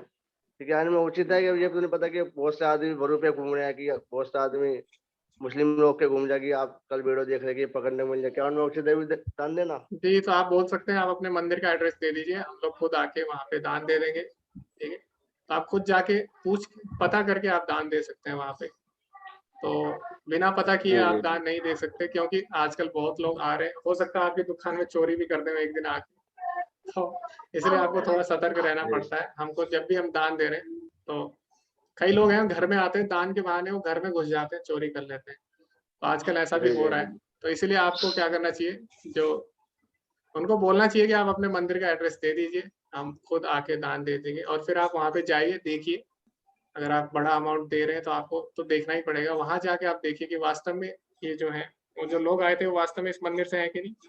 फिर जाके आप उस मंदिर में पूछिए कि क्या यहाँ पे आवश्यकता है कि नहीं दान की, उसके बाद आप वहाँ पे दान दीजिए। तो आप उनसे बोल दीजिए, आप अपना एड्रेस दे दीजिए। जी जी प्रभु जी, क्या कास्ट को जल तो द्वादशी को जल दे सकते हैं तुलसा में? जी प्रभु जी, दे सकते हैं, जल तो हम हमेशा देते हैं, बट द्वादशी के दिन हम तुलसी माता को तोड़ते नहीं है, क्योंकि तुलसी माता का व्रत रहता है एकादशी का, वो भी भगवान की भक्त है सबसे बड़ी। तो इसलिए हम द्वादशी के दिन तुलसी माता को, तुलसी महारानी को हम तोड़ते नहीं है प्रभु जी उसे। ओके ओके, बहुत बहुत धन्यवाद प्रभु जी। हरे कृष्णा। जी हरे कृष्णा। हरे कृष्णा विश्वनाथ प्रभु जी। हरे कृष्णा गुरु जी, आप गीता को बहुत अच्छे से समझाए, इसके लिए बहुत बहुत धन्यवाद। मेरा एक प्रश्न है गुरु जी, अभी जो आपने बोला था कि जो क्वेश्चन में राशि जग पे कि वो धर्म के प्रचार के लिए अगर करते हैं तो दोष नहीं लगता, तो आज के जमाने में जो इस्लाम के प्रचार के लिए मार काट करके सबको खत्म कर रहे हैं, तो क्या वो सही है? वो नहीं, ये बिल्कुल मेरे को गलत थोड़ा है। डाउट। तो बिल्कुल ही गलत है, अगर धर्म के नाम पे कोई हिंसा करता है तो बहुत ही गलत है, और उसको सबसे बड़ा नाम अपराध माना गया है। भगवान के नाम पे जो पाप करते हैं उसको बहुत ही बुरा माना गया है। तो अभी भी कुछ लोग हैं, तो इस्लाम में तो ज्यादा ही हो रहा है, लेकिन हर धर्म में कहीं ना कहीं होता है ये छोटी छोटी चीजें जो होती है। तो अभी आप देखते हैं कई लोग क्या करते हैं कि कई लोगों को अगर मांस खाना होता है तो क्या बहाना मारते हैं, वो लोग बोलते हैं कि हम बलि दे के खाएंगे। ठीक है, तो इस तरह वो भी क्या कर रहे हैं, वो भी जो भगवान के नाम पे गलत कार्य कर रहे हैं। ठीक है, जानवरों को मार के खा रहे हैं। तो यही कारण था जब बुद्ध जी ने अवतार लिया था, तो उस समय क्या हो गया था, ये चीजें बहुत बढ़ गई थी। उस समय लोग क्या कर रहे थे कि बलि दे दे के लोग भगवान को अर्पित करके गलत कार्य करने लग गए थे। फिर बुद्ध जी ने अवतार लिया जब, फिर उसके बाद उन्होंने सत्य अहिंसा का प्रचार किया, और उसके बाद कई जो आसुरी प्रवृत्ति के लोग थे, सबसे पहले उन्होंने बोला, जिन्होंने वेदों का गलत मतलब निकाल दिया था, उसके बाद वो उसका दुरुपयोग करने लग गए थे। तो बुद्ध जी ने बोला सबसे पहले तुम्हें इंसान बनना होगा, तब जाके तुम वेद पढ़ने के लायक हो। तो सबसे पहले उन्होंने इंसान बनाया, और जितने भी आसुरी लोग थे उनको बताया कि पहले इंसान बनो, क्योंकि उस समय सब लोग जानवर बन चुके थे। तो हिंसा करना, वो भी भगवान के नाम पे, ये बहुत ही बड़ा अपराध है, चाहे किसी भी धर्म में हो रहा है, वो गलत है प्रभु जी। बहुत बहुत धन्यवाद गुरु जी। जी प्रभु जी, हरे कृष्ण।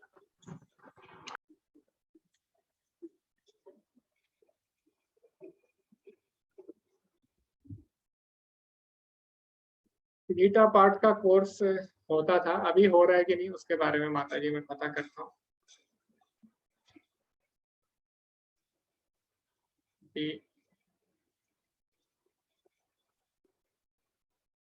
अगर कोई ऐसा है जो भगवत गीता नहीं खरीद पा रहा है या भागवतम नहीं खरीद पा रहा है, तो मनी जैन माता जी यहाँ पे हैं, वो स्पॉन्सर करना चाहती है।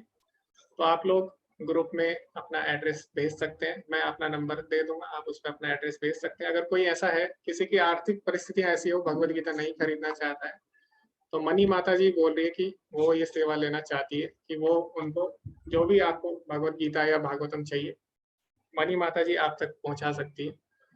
तो अगर किसी को समस्या है तो आप लोग मैसेज कर सकते हैं, किसी को भागवतम या भगवत गीता चाहिए अगर। ओके, तो ये बहुत ही बड़ी सेवा है। तो इसीलिए अगर भगवान बोलते हैं, भगवान मदद करते हैं, अगर किसी को भक्ति में आगे बढ़ना है तो भगवान अपने भक्तों को भेजते हैं। तो मनी माता जी यहाँ पे आपकी मदद करने के लिए आई है। अगर कोई ऐसा व्यक्ति है जिसके पास भगवत गीता नहीं है और वो पीडीएफ से संतुष्ट नहीं है, वो अपनी हार्ड कॉपी चाहते हैं भगवत गीता की, तो आप लोग, मैं ग्रुप में भेज दूंगा अपना नंबर, आप उस पर मैसेज कर सकते हैं। ठीक, मनी माता जी आपको भेज देगी। ओके, धन्यवाद माता जी सेवा के लिए। हरे कृष्णा, धन्यवाद आप सभी का अंत तक बने रहने के लिए। कल हम भगवत गीता का आखिरी अध्याय करने वाले हैं और कल के बाद फिर अगले महीने दोबारा एक कोर्स आरंभ होगा। तो ऐसा नहीं है भगवत गीता का आखिरी अध्याय, भगवत गीता दोबारा से शुरू होगी। तो कल आप सभी इसमें जुड़े और ध्यान से हम इसे सुनेंगे। 18वां जो अध्याय है बहुत ही महत्वपूर्ण है और हमें भगवत गीता का उद्देश्य क्या है वो भी उसमें पता लग जाएगा। हरे कृष्णा। ध्रुव, आप वैष्णव प्रणाम मंत्र बोल सकते हैं। कृपा सिंधुएव च पतितानां पावनेभ्यो वैष्णवेभ्यो नमो नमः। अनंत कोटि वैष्णव वृंद की जय। श्रील प्रभुपाद जी की जय। जय हरे कृष्णा। धन्यवाद आप सभी का। हरे